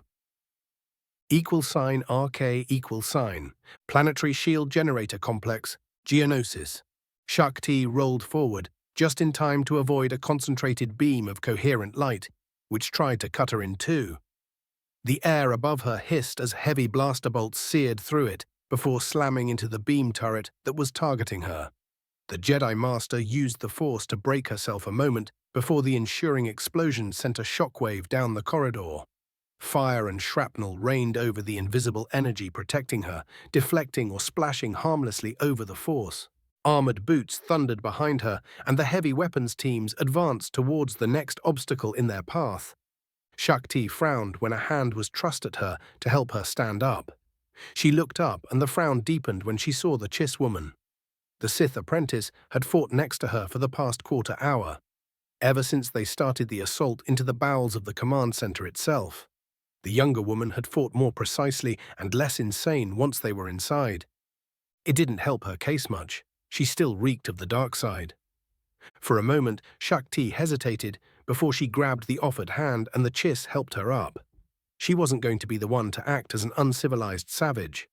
She was a Jedi after all, and they were held to a higher standards. Two crimson eyes stared at the Jedi Master. "What's your problem anyway?" The Chiss asked and went after the clones without waiting for an answer. The Jedi Master went after them, fumbling for an answer. The woman was a Sith, obviously reveling in destroying her enemies, if the little Shakti saw from her so far was any indication. That should have been a reason enough, yet she didn't voice it as a concern, because it was something that her Togruta nature approved very much of, even if she was usually able to suppress it thanks to her Jedi training. "Lance Actual, Charlie 1. We have a mechanized column approaching. All orbital assets are tasked at the moment. Please advise. Over." Charlie 1, Lance Actual. "Slow them down. Are there any bomber or gunship units available to soften them up? Over." "Negative, Lance Actual. Don't allow them to enter the complex proper, Charlie 1. We'll joint you once the mountain is secure. Over." Wilco, Lance Actual. Over. "Is there a problem?" The Chiss woman appeared next to Shakti, startling her. The damn Sith had suppressed her Force signature. On purpose, Shakti was sure. A growl emanated from the back of the Jedi's throat before she could get herself back under control. The fact that the other woman had the gall to smirk at her wasn't helping either. "We'll have more company soon. We need to take this building now." "Then try not to slow us down, oh great Jedi." The Chiss grinned mischievously and sprinted into the department of the facility towards the sound of explosions and blaster shots. Shakti took a moment to compose herself and followed suit. For some reason, that infernal woman had a knack for getting under her skin. =RK=, Anaxian Rangers lead elements. 60 clicks south of LZ Khyber. Geonosis. Intel said nothing about that. A young second lieutenant shouted from the shallow depression in the sand he was using as a cover. I told you, sir, Intel usually can't find their asses with written instructions in hand and an astromech to lead the way. The gunnery sergeant, who was the NCO unfortunate enough to babysit the brand new LT, grunted from behind a nearby dune. The grizzled old soldier shot a local who flew in his direction. Then he rolled down the dune, barely avoiding a barrage of the green stuff that the criffing insects loved so much. That was an apparent network of tunnels which the locals had used to a great effect. The damn critters had appeared in the mid of a ranger column, announcing their presence with the detonation of a few well-placed explosive devices before they swarmed the Anaxians. The damn insects were right amidst them, making an orbital or even an airstrike a no-go. While there were elements of the other columns swinging their way to help, those soldiers wouldn't be there in time. At least a third of the APCs in the column were already burning, most destroyed along with the people who they were supposed to protect. The rest had broken from the orderly advance, disgorging angry rangers in the process. That surely helped blunt the enemy onslaught, yet it made the situation even more chaotic, with human and aliens fighting hand-to-hand in places. A crazed local screeched and charged an APC and dove under it before detonating a bandolier with AP and HE grenades. The machine was picked up by the explosion and then slammed in the sands before its power cell blew up, scything rangers and locals alike. Another native bludgeoned to death a ranger before he was cooked in his carapace by a flamethrower. A group of Geonosians buzzed over the scattering column, shooting at anything that moved. They blasted apart a squad of Anaxians before the favor was returned by the turret of an APC. Then an airmobile unit appeared, adding to the slaughter. Lances of green light cut through groups of locals, while laser cannons reduced others to chunks of cooling chitin. Armored clones started rappelling down, shooting at any native they could see. A moment later, they were joined by General Kenobi, who jumped from a Elat, igniting his lightsaber in mid-air, before landing into a group of natives who were using a pair of burning APCs as cover. Obi-Wan's blue blade danced as he glided through the Soresu forms, avoiding or deflecting everything the Geonosians were able to throw his way. It was all over as fast as it began. The surviving natives scattered, slithering back into their tunnels. When the last went in, they detonated pre-placed charges, collapsing the entrances. Cody, find who is in charge of this mess and give me a sit rep. The general paused. This is Kyber Command. Kyber Actual. Slow down the advance and intensify recon runs. Be advised, the enemy has built tunnel networks in the AO. I want ground-penetrating scans of the area. Send Medivac to my position. Kyber Actual, over. =RK CIS Deathbringer, 3rd Fleet Flagship, Hyperspace. Well, that could have gone better, Count Dooku muttered. He was browsing the last transmission from Geonosis before Republic jamming cut off communications from that system. The Sith Lord appeared calm, which was a lie. His blood was boiling with barely suppressed rage. Geonosis was a trap. It should have been a decisive victory in space. The CIS had the numbers and firepower for one. Instead, this. Before comms were jammed for good, a report on the situation was sent out. The CIS fleet had been all but annihilated, with low to moderate casualties for the Republic. The enemy had been moving on the fixed defenses, preparing to reduce them along with what little mobile forces remained in system. Dooku grind his teeth. It was an unmitigated disaster. Oh, not in military terms, despite the great victory the Republic had apparently won in space. Just in a few weeks, those numbers would be made up for by new construction. However, the Confederation had lost its momentum. They no longer could afford new offensives unless they wanted to open themselves for potentially devastating counterattacks. At least in that respect, Geonosis was still working. It would tie up the victorious Republic fleet and a lot of their ground forces until it was reduced, and that would take months. More than enough time for the CIS to leverage their advantages and make sure that the Republic wouldn't be able to make a good use of their own. That still left Dooku with his real problem. He was en route to a high-level meeting of the CIS leadership, which would decide who actually ruled the Confederacy for the foreseeable future. After his capture and the series of disasters which started with that madness on Naboo, his position was far from secure. While Dooku could simply slaughter the imbeciles who thought that they had an authority over a Sith Lord, that wasn't a viable alternative. It could lead to the CIS fracturing, and that would leave them as easy pickings for the Ascendant Republic war machine. As distasteful as it was, the Sith actually needed the sniveling cowards and bootlickers that made up most of the CIS Council. For now, the Sith Lord returned his attention to the computer terminal built in his desk and continued writing the criffing speech he was to give, while his mind was busy planning how to charm or intimidate the various CIS leaders into supporting him and his master.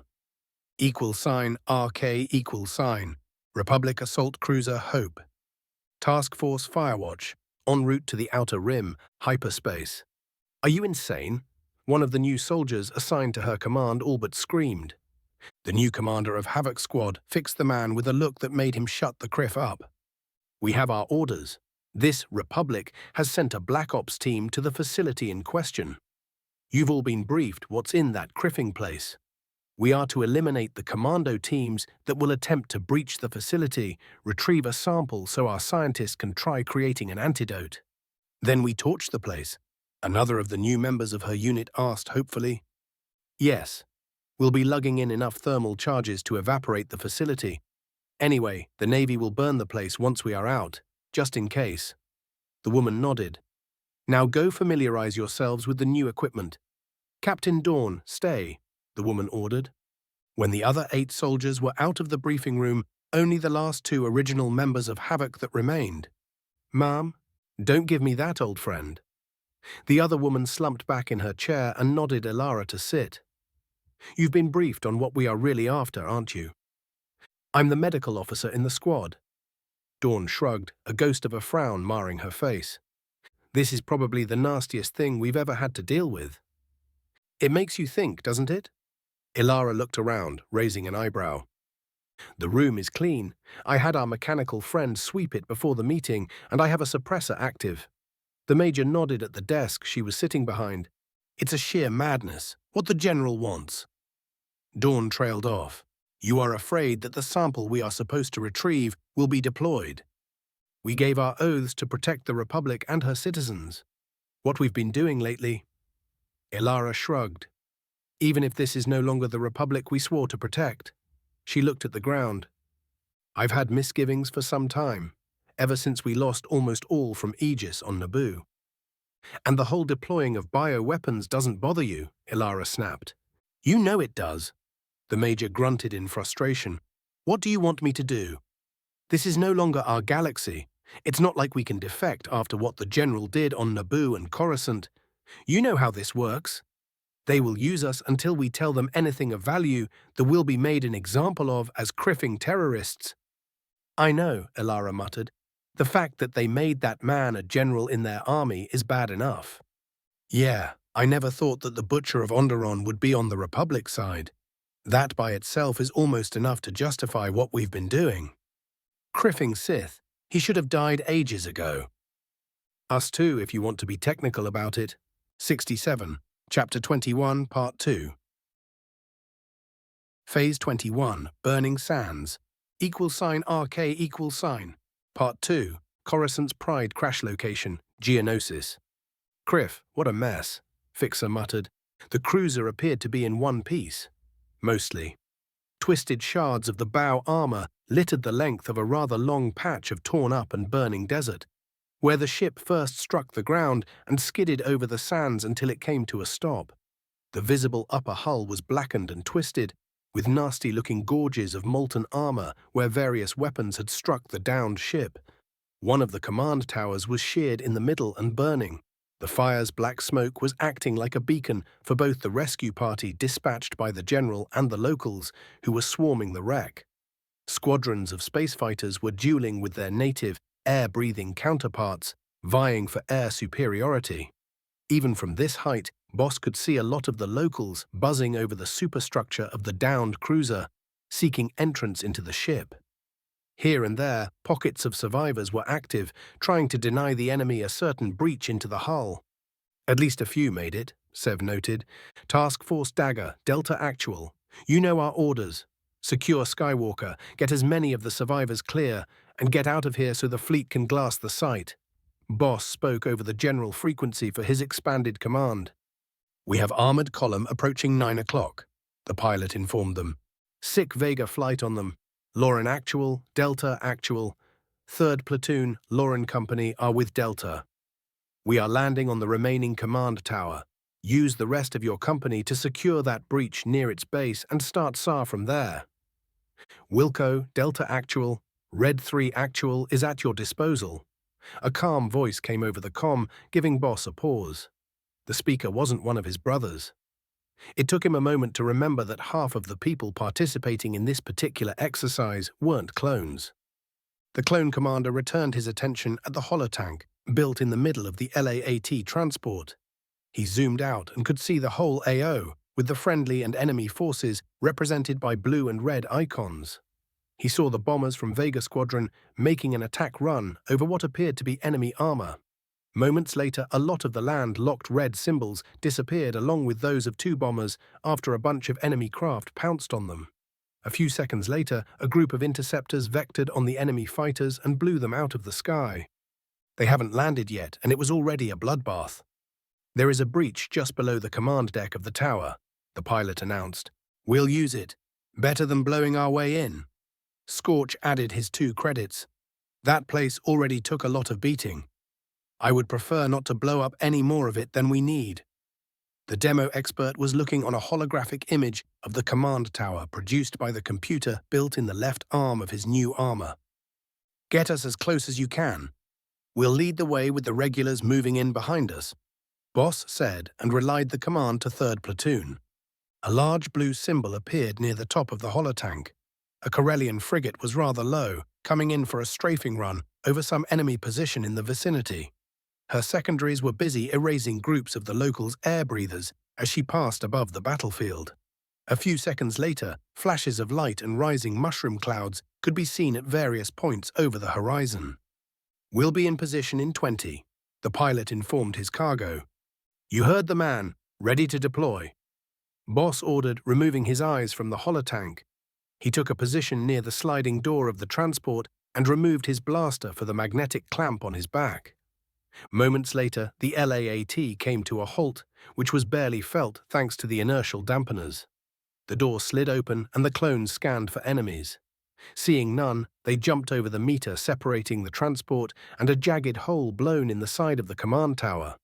Fixer was first, landing lightly on the armored deck of the cruiser and moving in to make space for his brothers. The rest of the commandos followed suit, and their ride flew away, making room for the next bird, which carried the first 2 squads from 3rd Platoon. Delta Squad didn't wait for the reinforcement and headed for the nearest entrance point for the deck above them.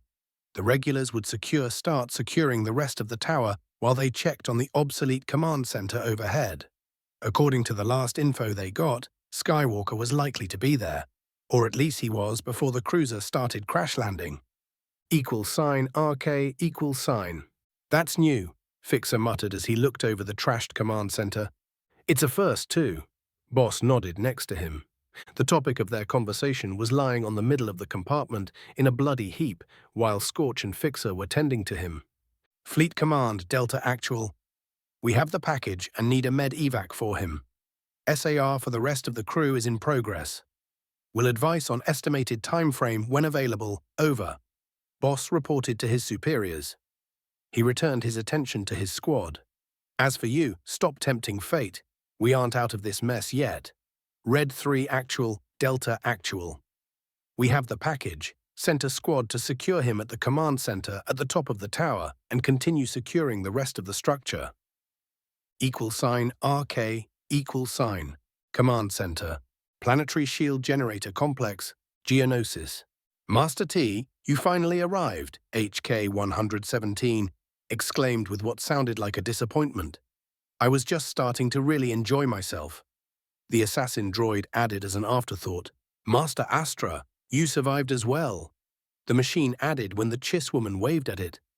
Instead of answering, Shakti was struck speechless as she watched the slaughterhouse in which Vale's pet mechanical psychopath had turned the command center.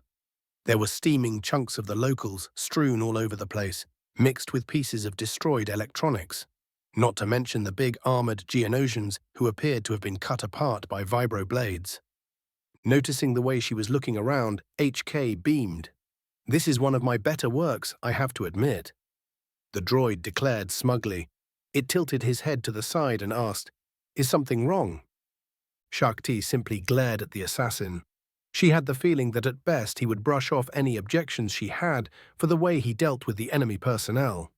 Besides, the Jedi Master had the sneaking suspicion that Vale would support his pet's course of action, and anyone but another Jedi would simply shrug if she started bitching about it right now. Needless to say, the Sith in the room appreciated the lesson in butchery, destruction, and overall mayhem, if her grin was anything to go by. Even worse, the clones who had entered after the pair of Force adepts were unfazed by the sight. She could feel that the slaughter hadn't disturbed them in the least. "We'll talk about this." Shakti waved at the smoking remains of the command center. "Later, make sure that this building is of no use for the CIS. We'll be either leaving or entrenching this position shortly." "I'll make sure the place is trashed," the Sith announced and left the room, leaving a squad of demo experts to follow her. "I'll go have fun." "Ahem, hunt down enemy stragglers in the building," HK said and cloaked, becoming invisible. "Command, this is—" Shakti started reporting the situation in her AO. She needed to know if relief forces could reach her on time. If they didn't, she and the shock troopers would have to disengage and make it to friendly lines. =RK=. Kelrex Poe. Geonosis. "Well, Criff," Colonel Pell muttered. He could hear the sharp retorts of blasters behind the distant enemy positions. Moments later, that was followed by blue-tinted explosions which lit up the night. The officer didn't need his binocular to see the shield covering the enemy slowly dissipating, which only added to the light show. Now he needed to extract the special forces which were in the middle of the CIS-controlled village. "Soren Actual, this is Theta Actual. Drop the hammer on the following coordinates." The colonel proceeded to feed targeting information for the ion cannons of the cruisers in orbit, corresponding to the dug-in armor and infantry surrounding the village. The settlement itself was to remain largely intact. He wasn't ready to write off his only stealth-capable special forces. Soon enough, the desert was lit up by azure lighting as the ion charges struck the dug-in enemy. The trenches were no protection for the ion radiation, which slagged electronics even before the energy buildup in the air started producing lighting, which arched between tanks and individual droids, tearing the later apart. The battalion of locals spread through the machine's lines fared little better. The lighting found a lot of them, frying the insectoid aliens where they stood. More than a half of the force stationed there died, with most of the survivors suffering from second- and third-degree burns. By the time the ion energy started dissipating, there weren't enough CIS forces left to slow down a platoon, much less the Kamasi divisions that were ready to jump them. In the village itself, the situation was different. They were out of the immediate kill radius of the bombardment, yet droids and various other tech on the outskirts were rendered useless with power surges, making the life of those in the center difficult. That included both the clone troopers attached to this prong of the offensive, as well as their CIS counterparts. In one fell sweep, the situation of the infiltrators went from a successful suicide mission to merely rather precautions.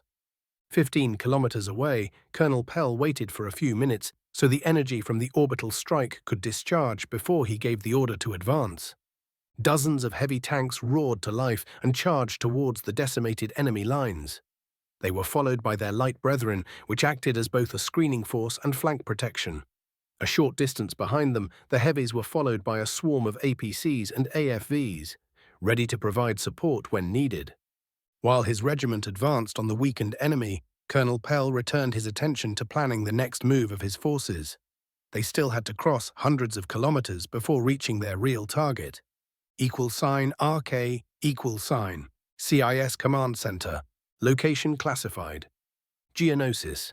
So we are cut off. Severance Tan glared at the large holotank in the middle of the room. Her special unit had been dispatched to this dust ball a few weeks ago on a special mission from Count Dooku himself. While their task was successfully accomplished, their number was cut in nearly half, and they were stuck here. The fact that the Republic controlled the orbitals and eagerly shot down anyone trying to escape made her job much harder than it needed to be. She had information that had to reach her master. Yet she was cut off with all outgoing transmissions being jammed. Well, at least you have control over this sector of the planet. Forge grunted. Beside herself, the Mandalorian mercenary was the only one who got out mostly intact from the mess they found themselves in. That was a testament of his combat skills and the effectiveness of his custom-build armor. That's not reassuring. This is the primary target for the Republic forces. If it wasn't for the redundant shields protecting us, we would have been evaporated yesterday. The Darksider grumbled. Forge, go and check on the defensive lines. I want recommendation on how to improve them. I'll find out what we have to work with. And try finding a way out of this rock went unsaid. With the destruction of the fleet, it was unlikely that a relief force would be sent any time soon. I'm on it, boss. The Merc left her with the sorry remnants of her hand-picked team. Besides Forge, only a pair of commando droids were combat-capable at this time, after they were fixed in the shop during the night. The rest of the survivors, while patched up, weren't going to be fighting in the next week or so.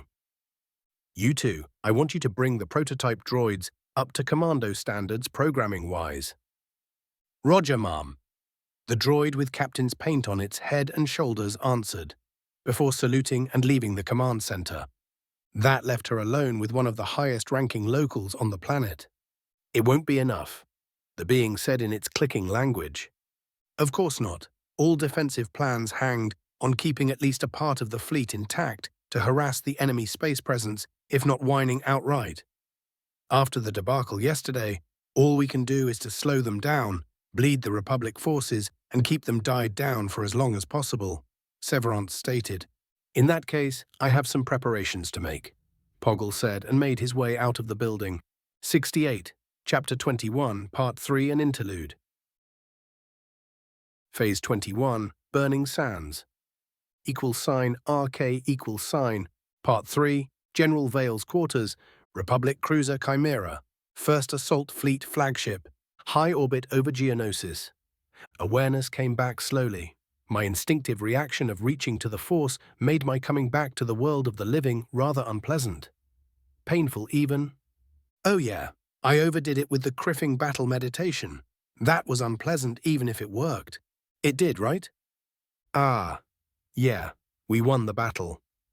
My mind finally started working and I recalled what happened, including that very vivid dream of my former master who was supposed to be dead, of the deal we made. I carefully opened my eyes and looked around. Yep, this were my quarters on board Pellion's ship. The only question was, why the hell did that dream feel so real? Was the Force, or that infernal woman who got me stuck here in the first place, playing games with my head? On a second thought, never mind. The Force has been trying to criff me up royally ever since I knew her touch, damn irritating dark side. I closed my eyes and carefully touched the Force. This time it was merely unpleasant instead of downright painful. It took me some time to check up on my shields. The feeling of death, pain and misery that came with a planetary-scale war were kind of distracting. A part of me was quite enjoying itself as I soaked the disturbing feeling coming from the world below me. It took me a few minutes to center myself and start re-establishing my shields, which were rather frayed after last night's excitement. The smug satisfaction coming from the dark side as it grew stronger from the war didn't make it any easier, even if it had me more raw power to work with. Still, I finally got myself under control and started checking up for Force bonds. First, I sensed the vague, familiar presence of my newest apprentice. Arya was bored, which was good. It must meant that she and my shock trooper regiment managed to do their job. Knowing her, Astra wouldn't be this calm if the mission to take out the shield generator complex was unsuccessful. Of course, the best news was that my apprentice felt all right, unharmed. I sent her my approval through the bond and clamped on it on my side so I could continue my search undisturbed by the excitable Sith I was training. A few moments later, I was able to sense another bond, a bit weaker and older. Whatever Jabo was doing back on Corellia, the kid was quite excited, downright happy even. So leaving him temporarily with the Green Jedi there appeared to be a good decision on my part. After patting myself on the back for that idea, I continued my search. This time it took longer. The connection I was looking for was ethereal, almost non-existent thing. If I wasn't specially looking for it, the criffing thing would have slipped past my attention. It was too fickle, weak for me to follow it, yet that wasn't really necessary right now. The very existence of that bond was important. I opened my eyes, returning my attention firmly to the here and now. No apprentice worth their salt, no matter if they were Sith or even this era's Jedi, would fail to recognize the Force bond with their master. Darth Criffing Zash was somehow alive, if that word could be used for her body-hopping state. It took me a few moments of loud Huttist curses to calm down. Damn it to all Corellian hells, wasn't my life complicated enough already? Criff. Zash herself I could easily ignore until this war was over. It wasn't like I haven't done it before, even when she had the power over me to try torturing me to death.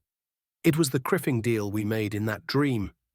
I needed to wrap up this battle and visit the Jedi Temple's archives. I had to find a few answers about the past before deciding what to do with Zash. For all I knew, she was desperate and lying through her teeth, even if I didn't recall any deception on her part. I stood up, too abruptly for comfort, and nearly fell on my ass. Damn, my balance was shot too. I took a deep breath, steadied myself, and carefully made my way to the fresher. RK, a hot shower made me feel somewhat better. At least good enough to drag myself to medical for some self-medication. I apparently looked as bad as I felt, if the looks random clones and other assorted Navy personnel gave me while I was shambling through Chimera's corridors. Soon enough, I was at the blast doors, separating the last part of the way and the main medical bay of the ship. They were conspicuously closed and had a squad of clones wearing the new medium armors guarding the entrance. That was surprising. Did my boys catch someone important while I was napping? Sergeant, report? My voice sounded like gravel. Joy, General Sir. The NCO in charge of the squad stood straighter but didn't get to attention, neither moved his weapon from pointing loosely at my midsection. Good man. We have Skywalker in custody, General.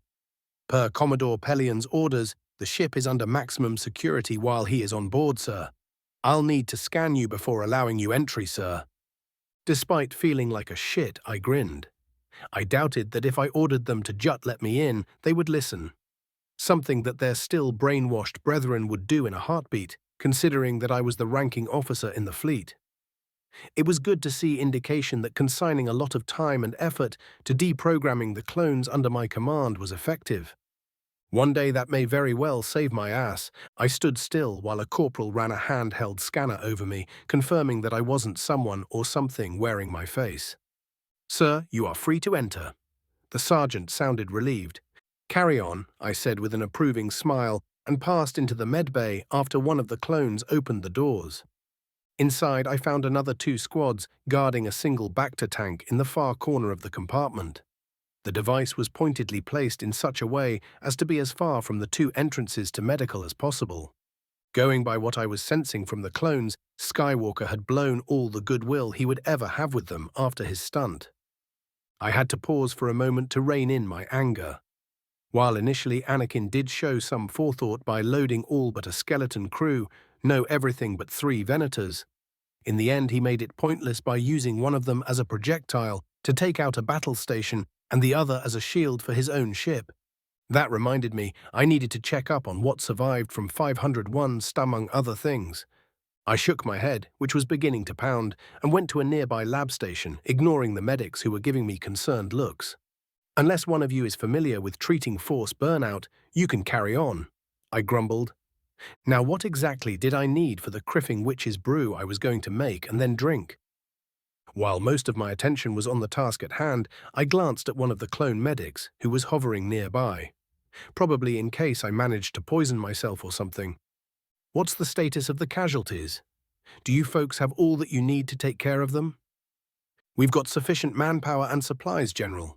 The casualties have been considerably lighter than expected. Actually, we have you to thank about that. What did I do? I asked absent-mindedly, while stirring a chemical cocktail and carefully infusing it with the Force. Your orders for orbital interdiction of any enemy military target, with disregard for collateral damage. Our casualties are an order of magnitude less than expected. That's the way it should be.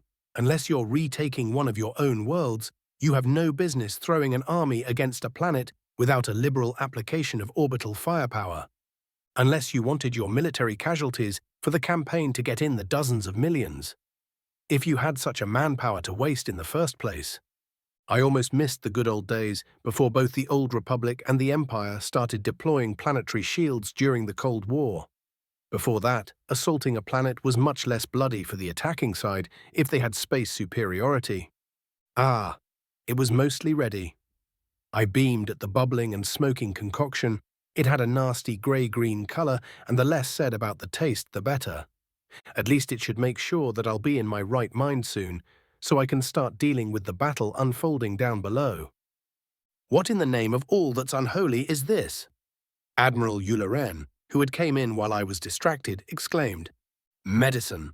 I deadpanned and took a sip, promptly coughing out most of it. The criffing thing started hissing and eating through the deck. The Admiral just stared at me open-mouthed. It needs a bit more stabilizer. I coughed and started rummaging through the lab station, and I thought that the Jedi were bad enough. Illuviar muttered, What did they do this time, besides protesting our conduct planet-side? As long as they follow the damn orders and don't get our people killed, they can protest to their heart's content, I said while liberally seasoning my drink with arsenic. There was nothing like kludged Sith alchemy to make of criff up one's day. I took another sip. It was terrible, in top 5 of the nastier things I've tried, though nowhere near the top. Then again, those were the hazards I once had to brave as Zash's assistant/guinea pig. Is this an elaborate suicide attempt or something? Illuviar was back to his usual self. It's necessary if I'm to be useful in a few hours instead of inside a week. What do I need to know? The Admiral shrugged, probably dismissing my antics as the price of working with space wizards. It's been eventful since you went for your beauty sleep, which didn't work, if you're wondering. You do look rather terrible. He gave me a small smile. I feel worse. Another sip. This time I managed to give Illuviar a sick smile in attempt to show him I was already getting better. He gave me a long, suffered look and shook his head, muttering something about criffing maniacs, thinking they're generals. A grumble later, and he had his business face on. The situation is fluid. While so far we're ahead of schedule, the locals did spring more than a few nasty surprises, which account for most of our losses. Illuviar started explaining. With a bit of luck, I would have an understanding of the situation by the time I started recovering. =RK, Interlude, Resident Insane Scientists, Part 1, Republic R&D Facility, Location Classified, Coruscant. Sorry, General, only you can proceed from here on. The lieutenant in charge of the checkpoint looked apologetic. That, however, did nothing to ease the tension. The 12 troopers surrounding Valentra tensed, hands tightening around their weapons. Kelso, stand down. We are all friendlies here. The general ordered, hoping that he wasn't making a mistake. He was assured by the intelligence chiefs that this facility was actually secure, with all the personnel carefully vetted, multiple times by 3 separate agencies. Under different circumstances, even someone as paranoid as Valentra would have thought that to be an overkill. That was before the attack on the HQ that left him and Vale practically in charge of the whole damn army. After all, it wasn't really paranoia if your command structure was penetrated and compromised at the highest levels. Luckily for Valentra, dealing with that particular can of worms wasn't his headache to deal with, because as things stood, he had his hands full with managing the logistics of a galaxy-spanning war. One that was intensifying too, despite all signs to the contrary. Thanks to the surprising success above Geonosis, the Republic now had 2 to 4 weeks to take a breather and hopefully prepare for the next round of intensive combat. Though given the scale of the fighting that would be going on in that period, one would be hard-pressed to believe that there was an actual lull in the war. Then again, that was the reality of a conflict of such a scale. That was the reason he was here, while the facility's guards and his bodyguard were doing their best to increase his headaches. The door behind the guard detail slid open with a hiss, disrupting the argument in its infancy. What's the meaning of this? General, come on. We have so much to show you, and not enough time unless we can convince you to prolong your visit. The Duros standing on the other side of the door had a helpful expression on his face.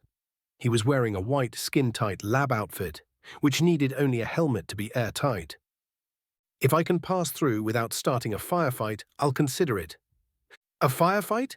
Here?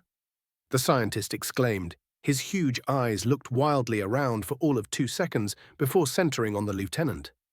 Tai, how many times should I tell you? No shooting our visitors unless they are here to mess up our experiments. If they are criffing spies, just call us and we'll use them as ingredients. For some unfathomable reason, Valentra got the feeling that the scientist wasn't joking. What madmen did Vale had working on R&D after he started taking an active role in their studies? Sorry, sir. However, only the general is cleared. It was General Vale's idea. No unauthorized personnel past this point. Damn, we aren't supposed to let in even the Chancellor if he somehow appeared on our doorstep. Talk about paranoid individuals. He makes us look downright sane by comparison. The Duros shook his head while his eyes got a faraway look. Ahem, Doctor, my time is precious and you have to show me a lot of things this afternoon. Right. This way. I can promise you'll get the General back in the same shape and form. However, I can't vouch for his sanity. Occupational hazard, you see. You know, that's not reassuring. By the way, we weren't introducing. I'm Dr. Solemn, Chief Director of this facility. Come on in, follow me. What do you want to see first? The boring presentation, mostly theoretical and lab studies, or shall we start with the fun part? Practical testing is that way, and the conference rooms are a few floors above. I've had too much excitement today. Let's head up. Valentra spoke hastily. He wasn't too keen to see what the undoubtedly unhinged Duros had cooked up in his lab. It would be prudent to go over the paperwork first. That way there was less chance for something blowing in his face. $RK =. Well, it's boring as I warned you. Solemn sounded rather boringly condescending. Somehow. At least you passed through the hurdle, and now there are only the more interesting projects to go over. Suddenly, a disturbing glint appeared in the scientist's huge eyes. Those were based primarily on Vale's idea, right? Valentra asked. He had the sneaking suspicion that what he was about to be made aware of would be something terrible, at least for the Republic's enemies. Just like the doctor prescribed. Yes, such a nice man. His ideas have potential. Where to start? Usually the beginning is best. Why not? Most other projects we'll be reviewing for the rest of the meeting would be dramatically enhanced if we succeed with the first 2 ideas that General Vale put forth. I'm all ears. First, Project Ascension. Solemn beamed. I quite like that one. If we can get it working, I'll be using the results on me and the whole staff. Valentra raised an eyebrow, wondering what horror had been unleashed by Vale. Simply put, Ascension is forcing the next step of our evolution, the scientist cackled with glee.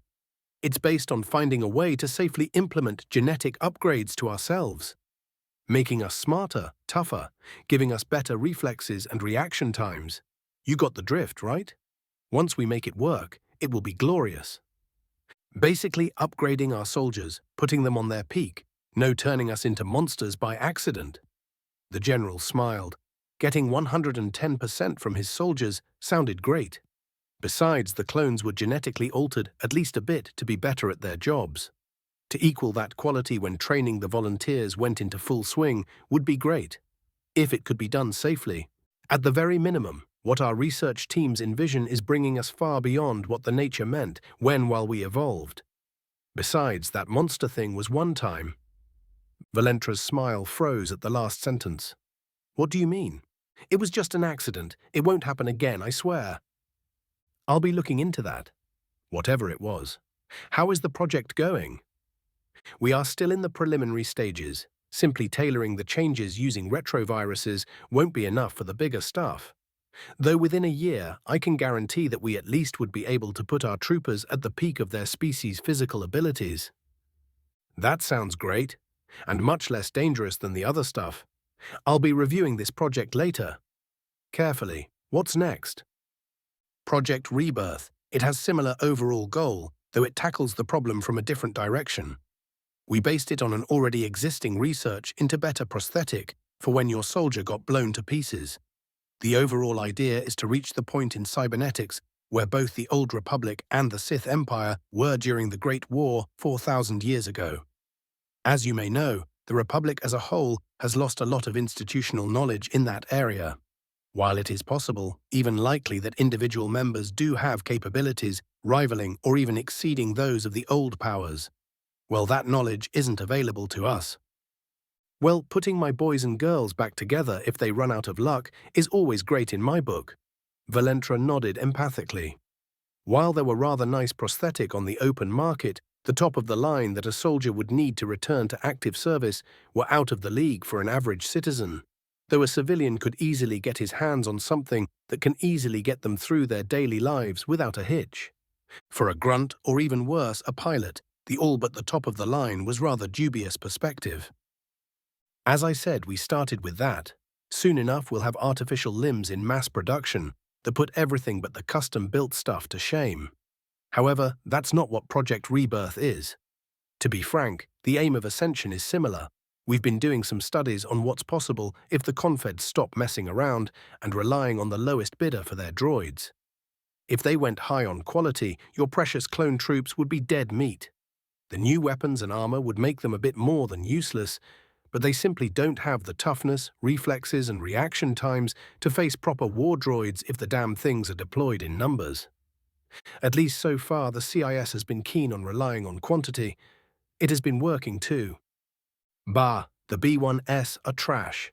Mere rent-a-cop quality mechs. Solemn spat. The SB series and the Droidicas are a little better, though only the latter are reasonable threat for a clone one-on-one. I am talking about real war droids, the likes of which we both know could be built. Valentra's expression became grim. He, as well as most Republic citizens, had heard the stories, though as a general he had the benefit of seeing classified reports. Now and then a really advanced and damn dangerous droid surfaced. They universally had simply inhuman reaction time and speed, not to mention the amount of firepower needed to overwhelm their well-armored chassis. If the CIS ever deemed it necessary to start mass-producing such things, the GR was in for a world of pain. The general winced. For all he knew, the enemy was already trying to do just that with the experimental droid factories on Geonosis, which were the main reason for the invasion. He was hoping that the ground forces could wreck those facilities before they got operational. I am aware of the problem and believe that we've seen the same reports. Valentra nodded. Good. So I don't have to explain how grave a threat such a development would be. To counteract it, we're aiming of creating combat cyborgs. On the lower end, we would have soldiers with built-in weapons within their artificial limbs, subdermal armor, bones coated with various alloys to make them as close as unbreakable or outright replacements, either enhancing or replacing muscle. Solemn continued droning on and on to Valentra's sick fascination. The worst thing was that he saw the necessity, even if the situation didn't become as grim as it could, making it unnecessary for the most radical proposed steps. Mind uploading into advanced droids or cutting off and placing a person's nervous system into an android body, the horror. Valentra could see that hundreds of thousands, even millions of wounded soldiers would benefit from this research. Besides, you never knew when you would desperately need to mass-produce super soldiers, which were the real aims of those projects. Oh, he gave both Solemn and Vale credit. They would be obviously heralding the benefits of the research for both civilian and military alike. But that was secondary benefit at best. In reality, it was all about turning the army in one made of super soldiers. Any other bombshells you want to drop on me, Doc? What? All ordnance is tested in the underground labs about 100 levels below us. Next project, please. Valentra shook his head. Solemn appeared to be honestly confused. All right, it's time for more hardware. First, Project Helldiver. I believe you're familiar with it. Vale's brainchild for orbital deployment. I went through preliminary reports of its use during the initial assault of Geonosis. It seems to work. Well, initially I thought that it was some thrill-seeker's fancy, but after a bit of brainstorming, we managed to kludge together a system that works. That's the Helldiver Mark 1. We are naturally researching various ways to improve it, and once we have the data from Geonosis and incorporate lessons learned from there, the first variant will start mass production. Good, that has many uses for deploying both people and material. That was our conclusion as well. Next comes everything under the heading of Project Dragon. I'll need an additional code word authentication to release certain sub-projects. It's under code word Crimson Tide. Winter Sonata. Valentra spoke his own code. Confirmed. A synthetic voice sounded from all sides of the conference room. Scanning. Complete. General Valentra, you have unrestricted access to Project Dragon and its subdivisions. Who is that? Allison, our own AI. She's very much work in progress so far. Ah, there aren't a lot of those running around. Despite what some people believed, the multitudes of droids running around the galaxy, while rather bright and sentient, weren't actually sapient, not real AIs, not persons. That said, he knew of at least 3 AIs operating within the Republic's borders, and 2 of them were considered citizens. Nice to meet you, Allison. Now, if any of you would be good enough to proceed with this briefing. Right, Project Dragon is the umbrella covering our advanced aerospace research. From weapons and armor for your troopers up to and including new capital ship designs. Where to start? Yes, the stuff you should be familiar with. Project Phalanx. Its first phase is now complete with the deployment of the new shielded armors, which are now entering mass production. A companion project, Lancer is to blame for the new guns that come in with the shinny new outfits. Yes, I was briefed on those and read into the field test reports. Splendid. Now, Phalanx Phase 2. That is very much under development. We were stalled until that mess on Naboo when one of your commando teams managed to came back with an example of working light power armor, even if they practically wrecked the damn thing. Thanks to that, research in the R is proceeding apace. Good. If those enemy operatives were really wearing the light stuff, I don't want to know what the other models can do. I want this project given priority. Solemn simply nodded. Next, it's not particularly awe-inspiring, but rather important nonetheless. Project Hermes. It's the development of new propulsion methods. So far, we're making a good progress on a new ion engine, which would do wonders for all small craft once it's ready. The rest, if mostly theoretical studies on improving hyperspace travel, but there is nothing on that front as of this moment. That's good, or would be, if it wasn't for the Guardian. Don't get me wrong, you folks outdid yourselves with that system. It practically changed some aspects of space warfare by itself. However, it won't be long before the CIS unveils their own version and our small craft will be made useless. We've been aware of that from before installing it. It's just too bad that it took the war and General Vale's patronage for the Guardian to see the light of day. Now we've been working on countermeasures. They fall under Project Dragonwing. It has 3 phases, though the second 2 are theoretical studies for the foreseeable future. It's the first one that will interest you. Allison, if you will. Solemn waved at the ceiling. Of course, Director. A holographic image appeared above the table they were sitting around. This is a design for a heavy fighter. The boys in engineering are assembling a prototype as we speak. The holographic image was showing something different from what came to mind when one thought about Starfighter. Once upon a time, it might have been a Delta, similar to what most Jedi preferred to fly. However, it was almost 2.5 times bigger, with the most of the volume taken by heavy armor, oversized engines, and a lot of weapons. A lot of weapons. The thing had the firepower rivaling a squadron of torrents. I like it. Is it fast enough to avoid Cap Ship's light guns? That's the idea, just fast enough not to be hit by that amount of firepower while tanking a reasonable amount of Guardian Systems firepower. As you can see, Solemn pointed at various small gun emplacements. It has active anti-missile systems too. The idea has merit. Can it be applied to our ground vehicles? I had the same thought. After checking some of the old records, it turns out that such systems were very common until 2,000 years ago, when they made missiles and rockets fall out of favor for anti-armor work. So they were eventually removed, and people started deploying explosive ordnance once again. I wonder how many times such a thing has happened. Probably more than either of us would believe. Now we've planned very heavy fighter and bomber variants, though those are still on the drawing board. Now that you have access to the program, you can check up on them if you want. Perhaps later. What's next? Let's go with the more conventional things first. That surprised Valentra. He was curious what the resident mad scientist would consider unconventional. That would be interesting. Let's go with that. All right, So now it's time for ground combat. We've gone over what is to be done to the infantry. Now it's time for the heavier hardware.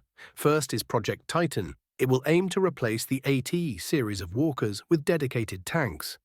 For now, we are looking to our friends, Form Axana and Karmas, for design tips for what General Vale dubs main battle tank. Our Hove vehicles are doing rather well in the scout and light tank role, though we can use better heavy ones. The walkers, while somewhat decent, are a mix between a transport and tank, ultimately excelling in neither. So we are looking at something that will be in the range of 70 to 100 tons. Its primary method of transportation will be tracked, though we plan to add repulsors for crossing rough terrain or bridges that aren't rated for such weight. We envision its planned protection in 4 layers, failing in active and passive defense active AM system, which is in development, second the shield, third reactive armor to take out projectiles and attempt disrupting energy bolts, and finally armor. The latter will be capital ship armor grade. As for primary and secondary weaponry, there is some debate and will be decided in a later stage of the design. We'll be shooting for cruise speed between 80 and 90 kilometers per hour. When can we expect to have anything but prototypes? Because what you just outlined sounds much better that either side is currently deploying. 6 to 8 months to finish a prototype and have a few units for field testing. A few more months to clean up any problems that crop up and start mass production. Good. While I would naturally prefer a shorter timetable, this is something we can work with. Will there be any new troop transports?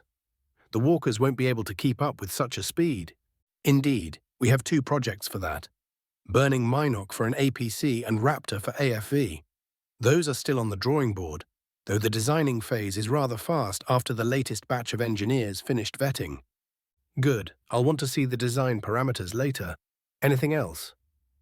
Now for the questionable part, the really fun project I'm leaving last. This I got to hear. If you have any concerns, turn to General Vale. This is all his idea. Dully noted. Proceed. Project Crimson Dragon, and yeah, for some reason he's fascinated with those reptiles. It calls for the creation of multi-purpose vehicles, dubbed Mobile Suit. It is meant to handle aerospace combat as well as ground deployment. It should be rather useful in construction as well. Talk about design creep. Solemn grunted. How the criff is that supposed to work? Anyway, dedicated platforms for each role would have much better performance. At least he's aware about that. The basic idea is that mass production and different sub-variants sharing parts to ease our logistical burdens. In the end, this mobile suit of his is meant to be merely good enough in its various roles, as well as being deployed in overwhelming numbers. Needless to say, it's not too bad a concept before you start factoring the engineering challenges. That's at least someone alleviated by the general giving us rough ideas and sketches of a few mobile suit variants. My best idea is that it was a Sith Empire Black project, and Vale was a part of the development. Obviously, it was never finished. Ah, so you know about Delcatar. He mentioned his origins while explaining where he gets some of his ideas and that he has seen a few of them put into practice. The cyborgs for one. Indeed, he has served with some, and what he told me about their capabilities was impressive. While it does sound useful, this mobile suit concept sounds too much like something that wants to be a superweapon. We don't have the time to chase such space dreams.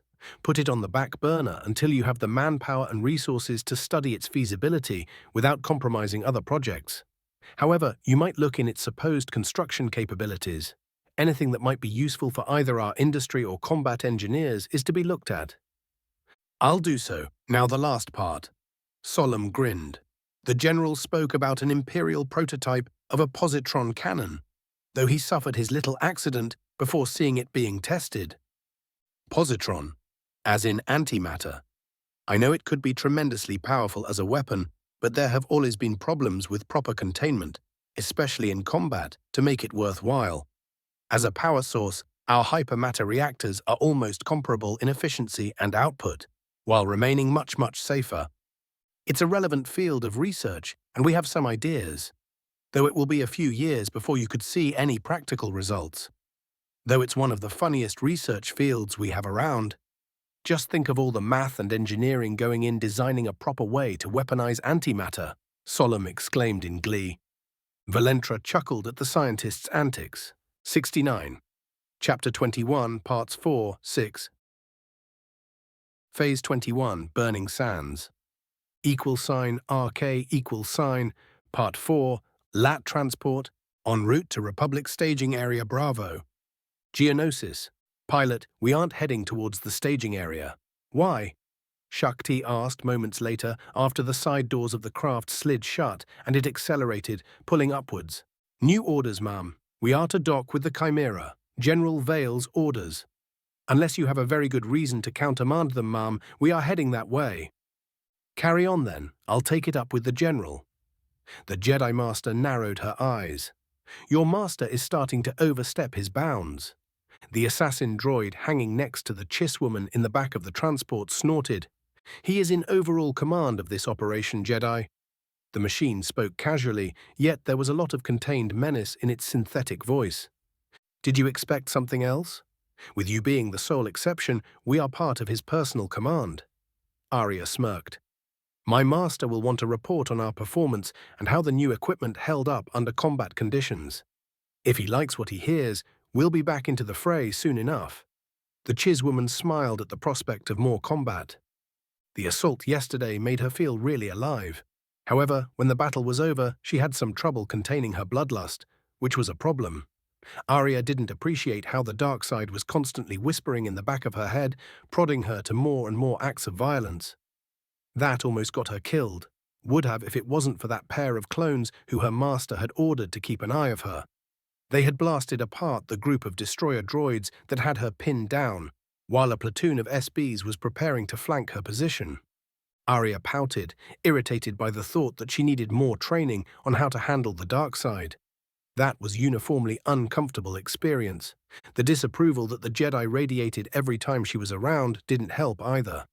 It was obviously that the Togruta had a problem with her, yet the older woman kept it to herself, which was quite irritating.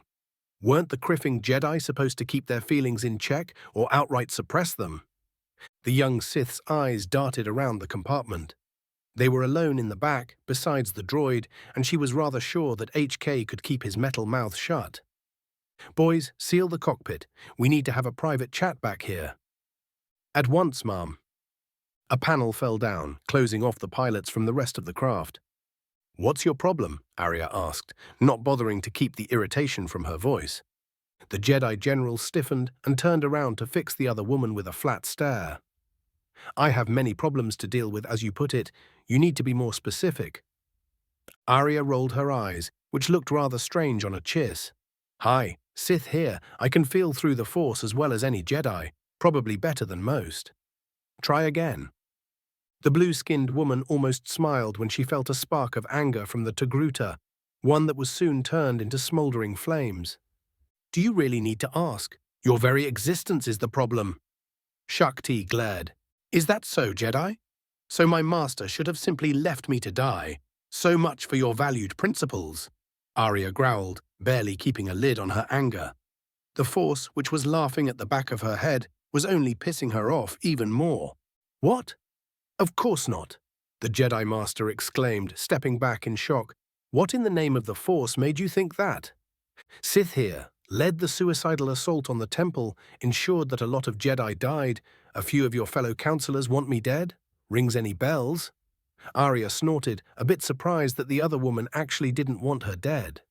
That or the Jedi was very good at concealing certain emotions while being an open book in regards to others. Well, you're right about the Sith part. That's my problem. So what about my master? He's been a Sith for a lot longer than either of us has been alive, yet I don't sense such emotions as far as he's concerned. You know, feeling like I better not exist or something? Shakti averted her eyes and mumbled something. It wasn't clear, but Arya thought that the other woman flushed into even deeper shade of red. No. Nope. It's not happening. Nada. Nah, no way. Arya started shaking in denial. Damn meat. I mean biologicals. What's your major malfunction? HK asked, exasperation clear in his voice. She likes our master. Arya giggled. A Criffing Jedi likes our master. The Sith started laughing. At least there's no way he'll be interested in a Jedi. Why? The assassin droid asked in honest confusion. His wife was a Jedi. Togruta too. I don't see an issue. What? Arya gave the Jedi Master a horrified look. That's so unnatural. Across the compartment, Shakti felt like strangling the other woman after crushing that infernal machine with the Force. =RK =. Part 5. Briefing Room 1. Republic Cruiser Chimera. First Assault Fleet Flagship. High orbit over Geonosis. HK, what did you do this time? I asked my assassin droid after glancing at the two Force adepts who walked in front of him. I didn't need the Force to actually feel the tension between the women. Shakti looked quite disgruntled, while Arya had an amused expression on her face. Me, Master? The droid asked, putting as much fake innocence as he could in his voice. It's all their fault. He waved at the females. I gave him a flat look.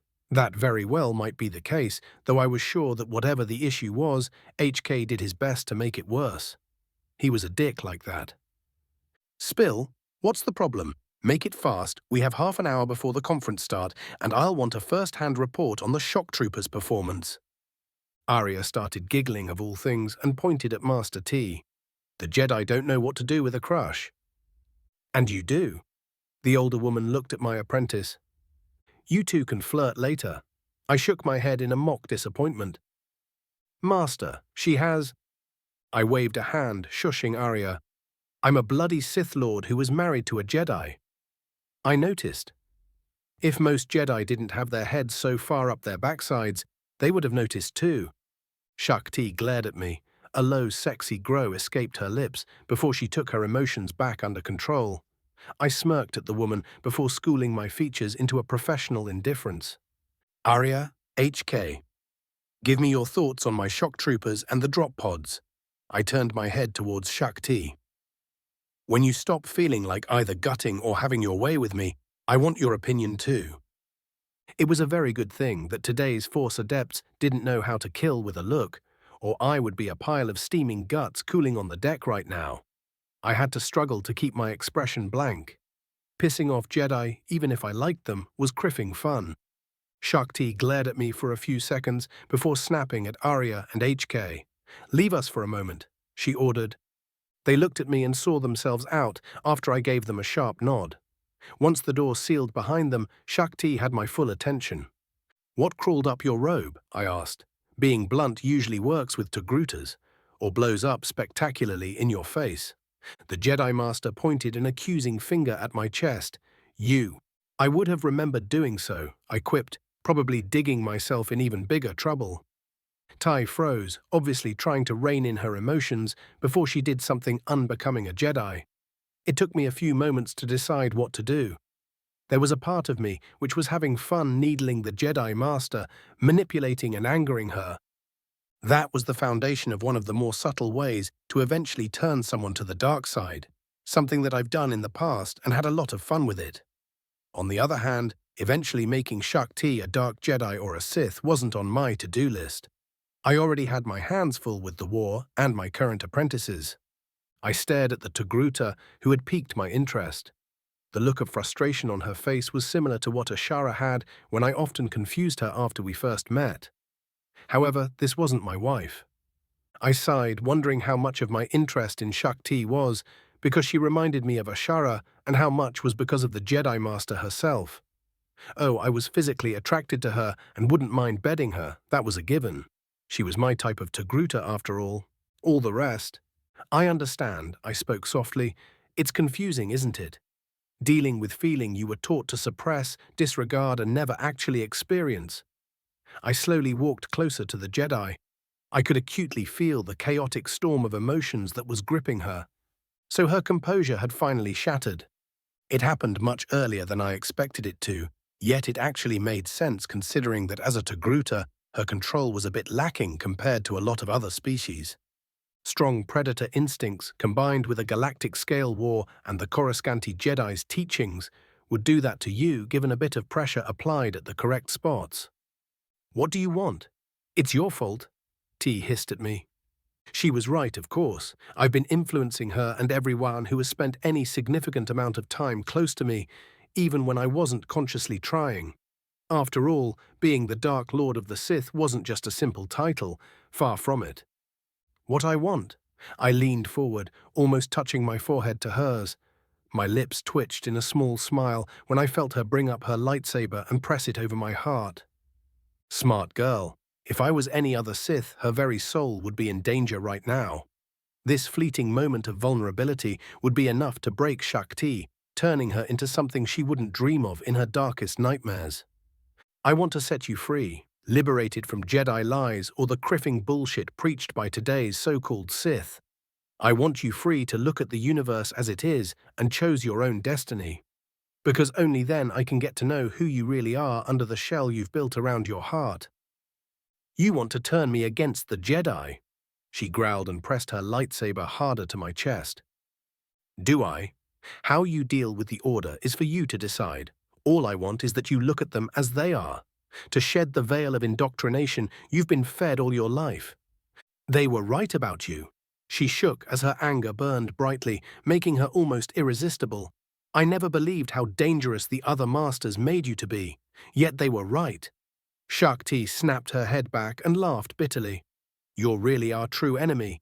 You didn't need an army to start tearing the Order apart. Just reasonably sounding words and Jedi start listening to you, flocking to your side.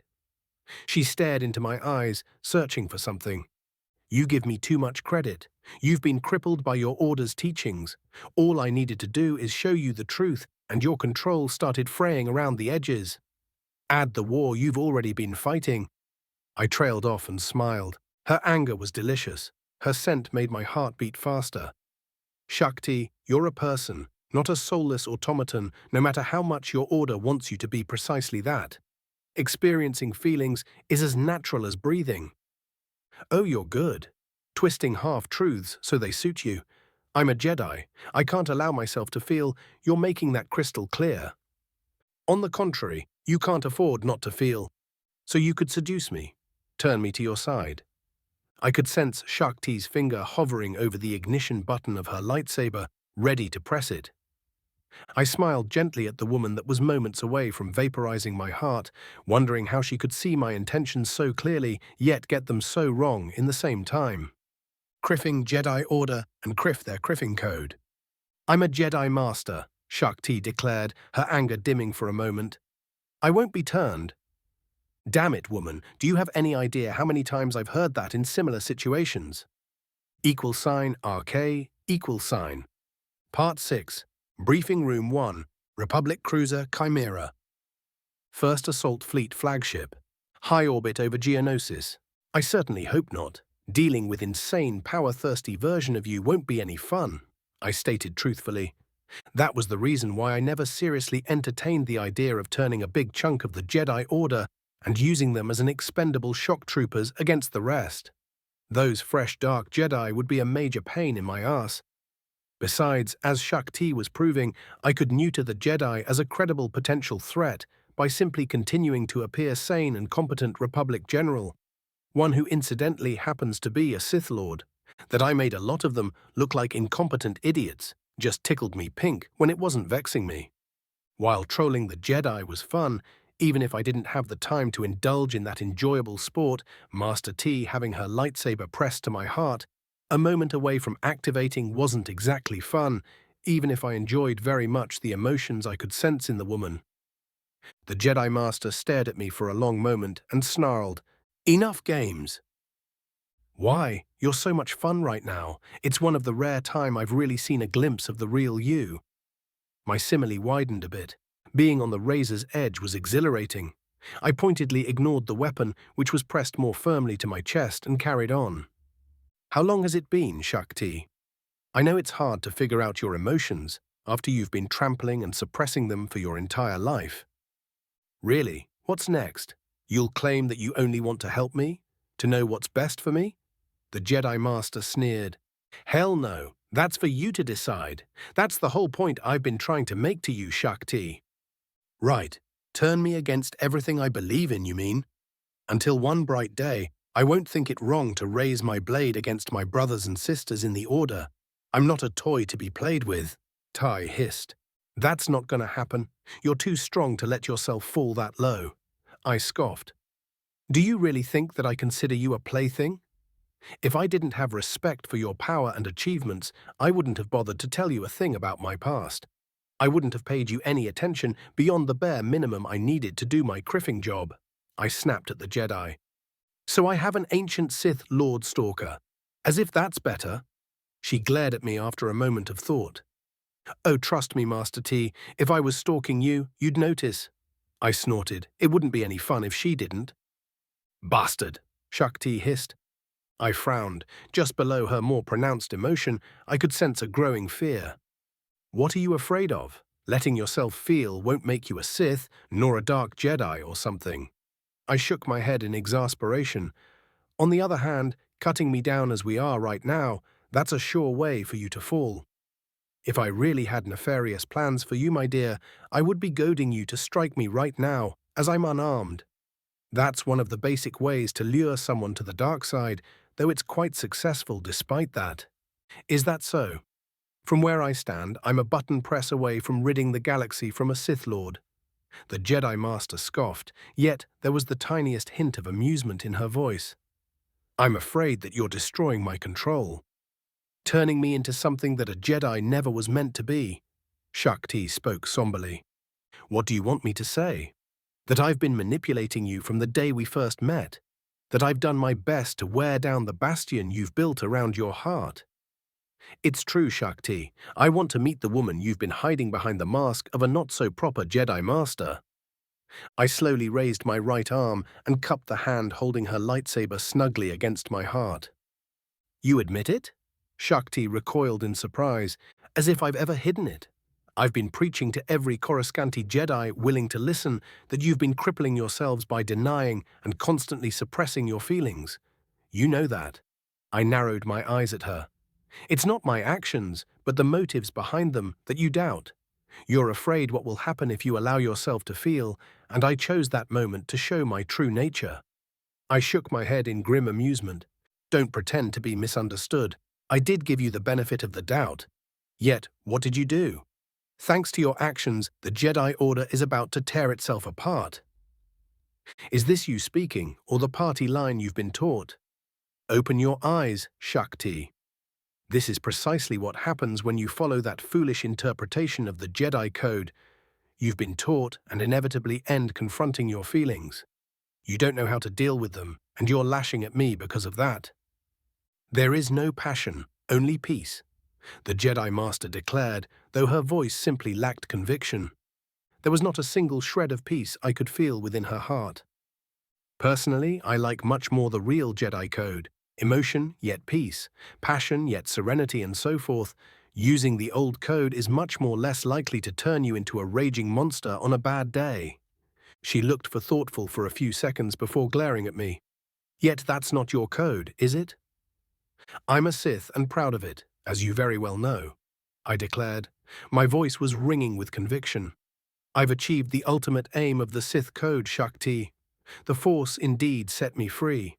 Free to do what I deem right instead of what certain unenlightened parties expect me to do as a Sith. What you deem right, she muttered after a few seconds of uneasy silence.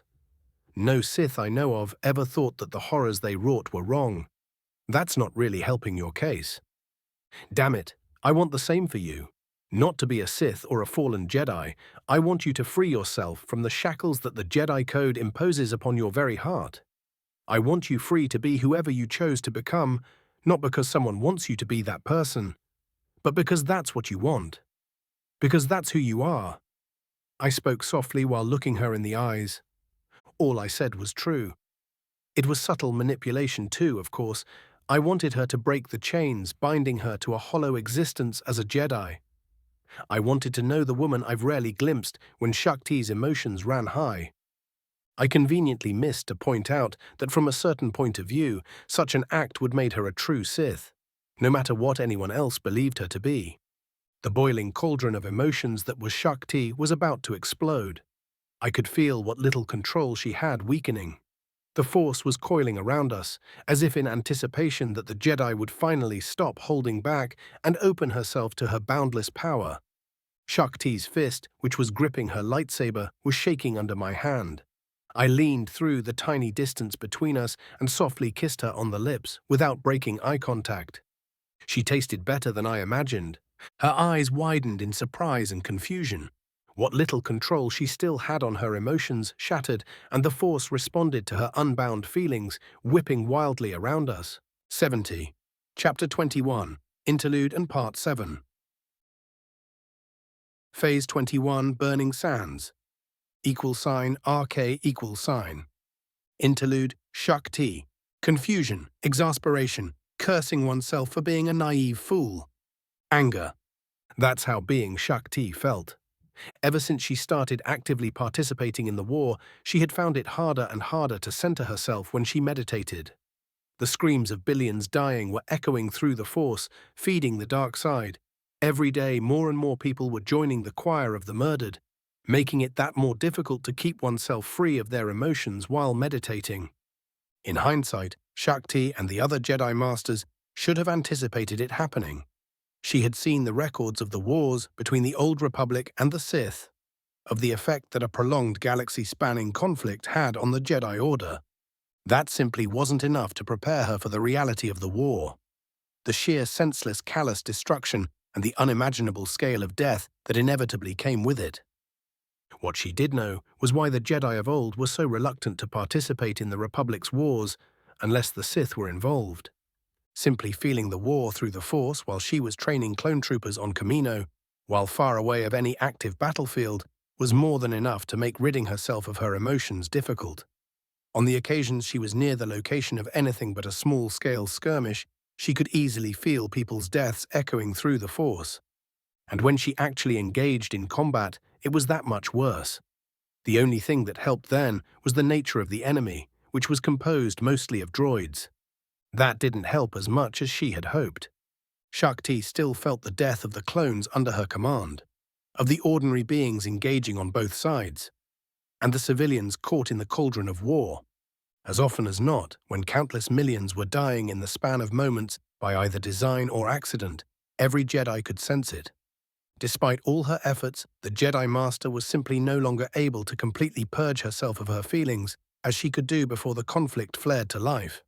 Especially when meditation, which was the exact time for a Jedi to balance himself and set herself free from any emotion. The war had been slowly warping the Jedi.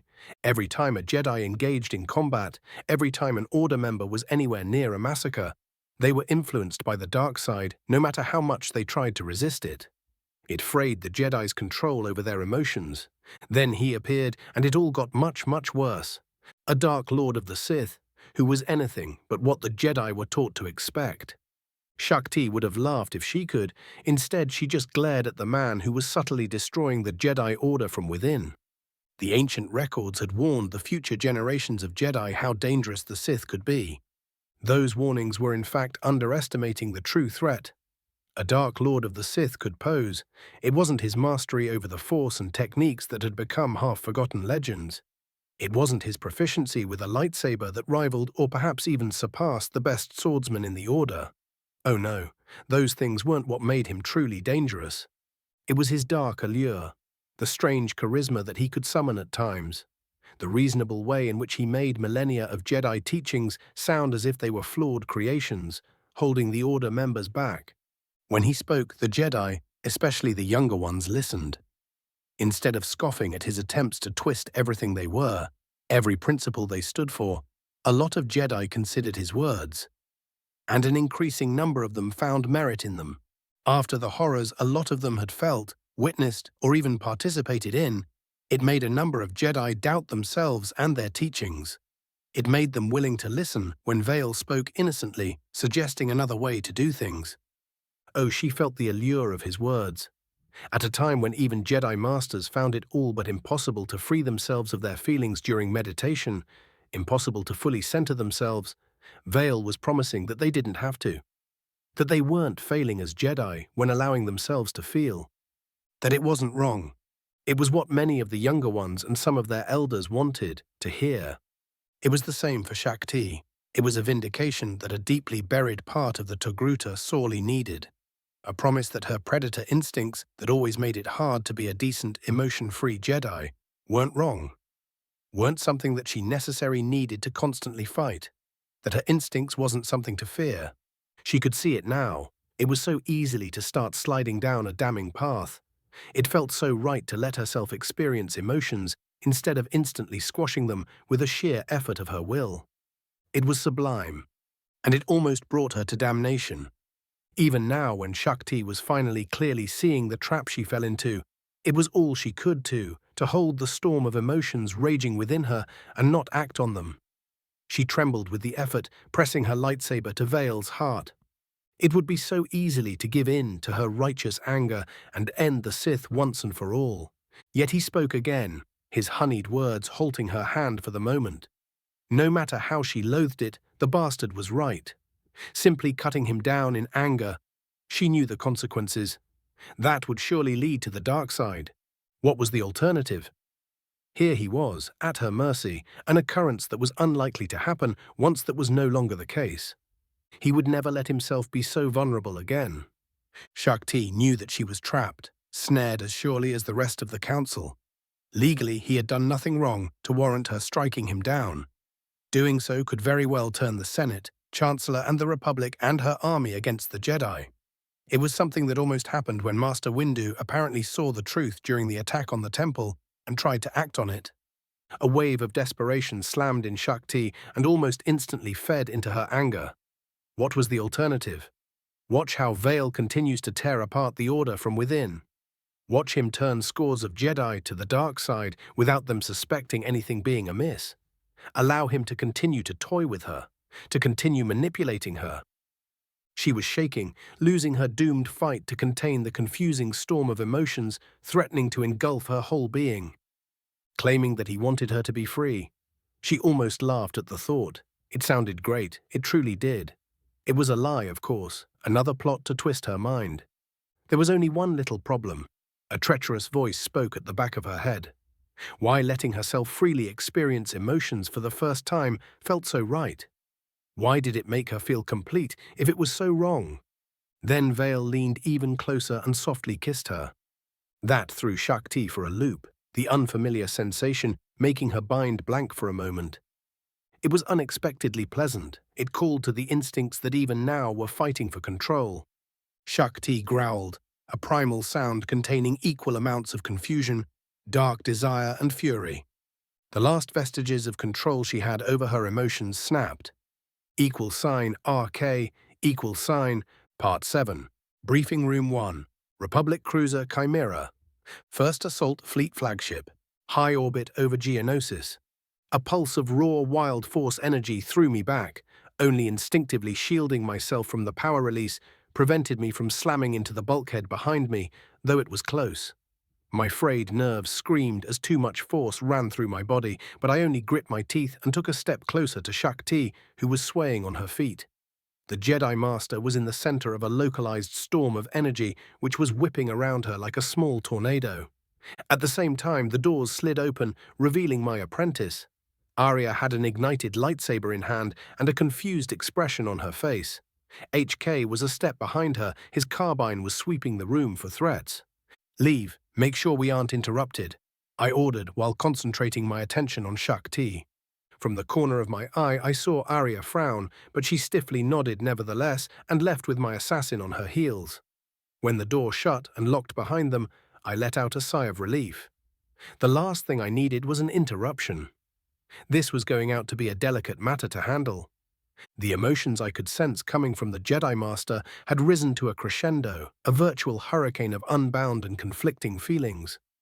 My lips twitched upwards in a semblance of a smile as I allowed my senses to brush over the amount of force that Shakti was unwittingly channeling. The raw power at her disposal, now that she was no longer binding her feelings, was making her even more alluring. Now, how to end this mess without having to kill her, because that would be such a criffing waste. I concentrated, using the force to brush the surface of Shakti's mind. She flinched at the ethereal contact. The power around her contracted, forming a rough defensive barrier between Shakti and the surrounding world. It was a pure reflexive response, nothing that could prevent me reaching her if I wanted. Shakti. I spoke into her mind, taking advantage of the glaring lack of mental shields, which had collapses when she lost all semblance of control over her emotions. The Jedi flinched and took a step back. Suddenly, the cauldron of boiling emotions that was gripping her was being dominated by sheer terror. I have no intention of hurting you. Unless you tried to stab me with that lightsaber, but let's hope it wouldn't come to that. Vale, she hissed, you did this to me. In an instant, the fear was drowned by delicious fury. I'm partially to blame, yes. How is it, to feel, to revel in your emotions for the first time since you were a little girl? I asked aloud. This is madness. Shakti stared at me with wild, scared eyes. Well, you're loosing it in a rather spectacular way, though thankfully there isn't any collateral damage to speak of, I quipped. She was back to being furious with me. Yep, typical Jedi, no idea what to do with her emotions. Fear, desperation, anger, desire, sheer confusion, regret, self-loathing, sense of loss, attraction. The way her emotions were shifting like demented pod racers was giving me a headache. Undoubtedly, it was 100 times worse for her. It's all right. There's nothing wrong with allowing yourself to feel emotions. Doing so don't lead to the dark side. I took a step forward while doing my best to project a sense of calm and security through the Force. Close your eyes. Concentrate on a single feeling. Let yourself experience it instead of fighting it. Let yourself feel. I muttered softly and took another step forward. It's too much, Shakti whispered with a desperation-laden voice. The Force responded, lashing wildly around her and leaving rends in the bulkheads. I staggered as a wave of power slammed into my defenses, but continued to slowly get closer to the confounded Jedi. It's not. You're stronger than this. You can face your emotions, revel in them without losing yourself, I whispered. I can't. It's wrong. She shook her head in confusion. Is it? Does it feel wrong? Or are you afraid that for the first time everything feels right, even if you don't know how to handle it? I know it's confusing. Another step and I was in a hand's reach from Shakti. Her emotions shifted again, and this time she looked lost and vulnerable. I frowned. I hated seeing her like that. I moved even closer and gently placed my hands on her shoulders. Her head snapped up and she looked at me with her huge eyes. Confusion, attraction, danger, mistrust/trust, desire, anger. Her swirling feelings continued to bombard me as I softly rubbed her shoulders, trying to calm her down. Let it go. Stop fighting your emotions, I whispered. Without thinking, I raised my right hand and gently cupped her cheek. It's all right. Why? What did I ever do to you? Shakti asked. You fascinate me. Your strength, your determination. Especially the glimpses I've seen from the woman who was hidden under all those layers of Jedi indoctrination. I'm not your enemy, Shakti, especially not now when you're finally free. Then there is the fact that you're a gorgeous woman too. I smirked in the end, earning myself a soft snort. You have a strange way of showing it. The amusement was gone as fast as it appeared. You broke me, she muttered. A profound sense of loss, shame, failure. On the contrary, you're finally whole. There's nothing to be ashamed of. Anger, confusion, satisfaction mixed with loathing. I broke the most important tenet of the code, Shakti shouted in my face and started shacking. I'm not worth of being a Jedi Master, and it's all because of you. You don't believe that, not really, I stated. Listen to your heart, I can sense it in you. You don't believe that letting your emotions run free is wrong. What do you know? Have you gone against everything you've been taught? Shakti snapped at me. I smiled, checkmate. Yes. I leaned forward until our noses were almost touching. I've told you a few things about the Empire I served, about my fellow Sith and their mistaken interpretation of our code, of my intentions once I ascended to the Dark Council, though that plan was thrown away by my excursion to the future. An apprentice killing their master. The warped, self-destructing internal politics that doomed the Empire even after the Republic and the Jedi were military defeated. As a Sith, those were things I should have approved of. You know that I hated that nonsense, and I would have changed if I wasn't sent to the present. Or died trying, I added quietly. So yes, I know exactly where you stand. The fact that the majority of your order swears by their precious Jedi code doesn't make it right or sensible. Shakti closed her eyes. I didn't need the Force to know that her mind was spinning. Freedom is a precious thing, Shakti. A wonderful and terrible thing. Please don't throw it away now that you found it. What do you want? She sighed tiredly. Why are you doing this to me? I know. She growled. I can hear it whispering. I could feel a part of it within me. The dark side. Yet, I don't think I've fallen, though a lot of Jedi will disagree. She frowned in confusion. Fallen? No, far from it. As far as the dark side goes, at least now you can meet her on a level playing field. It has always been there, even if the most of the time you couldn't hear her clearly. Shakti's frown deepened. I could see understanding and confusion in her eyes, even a trace of horror.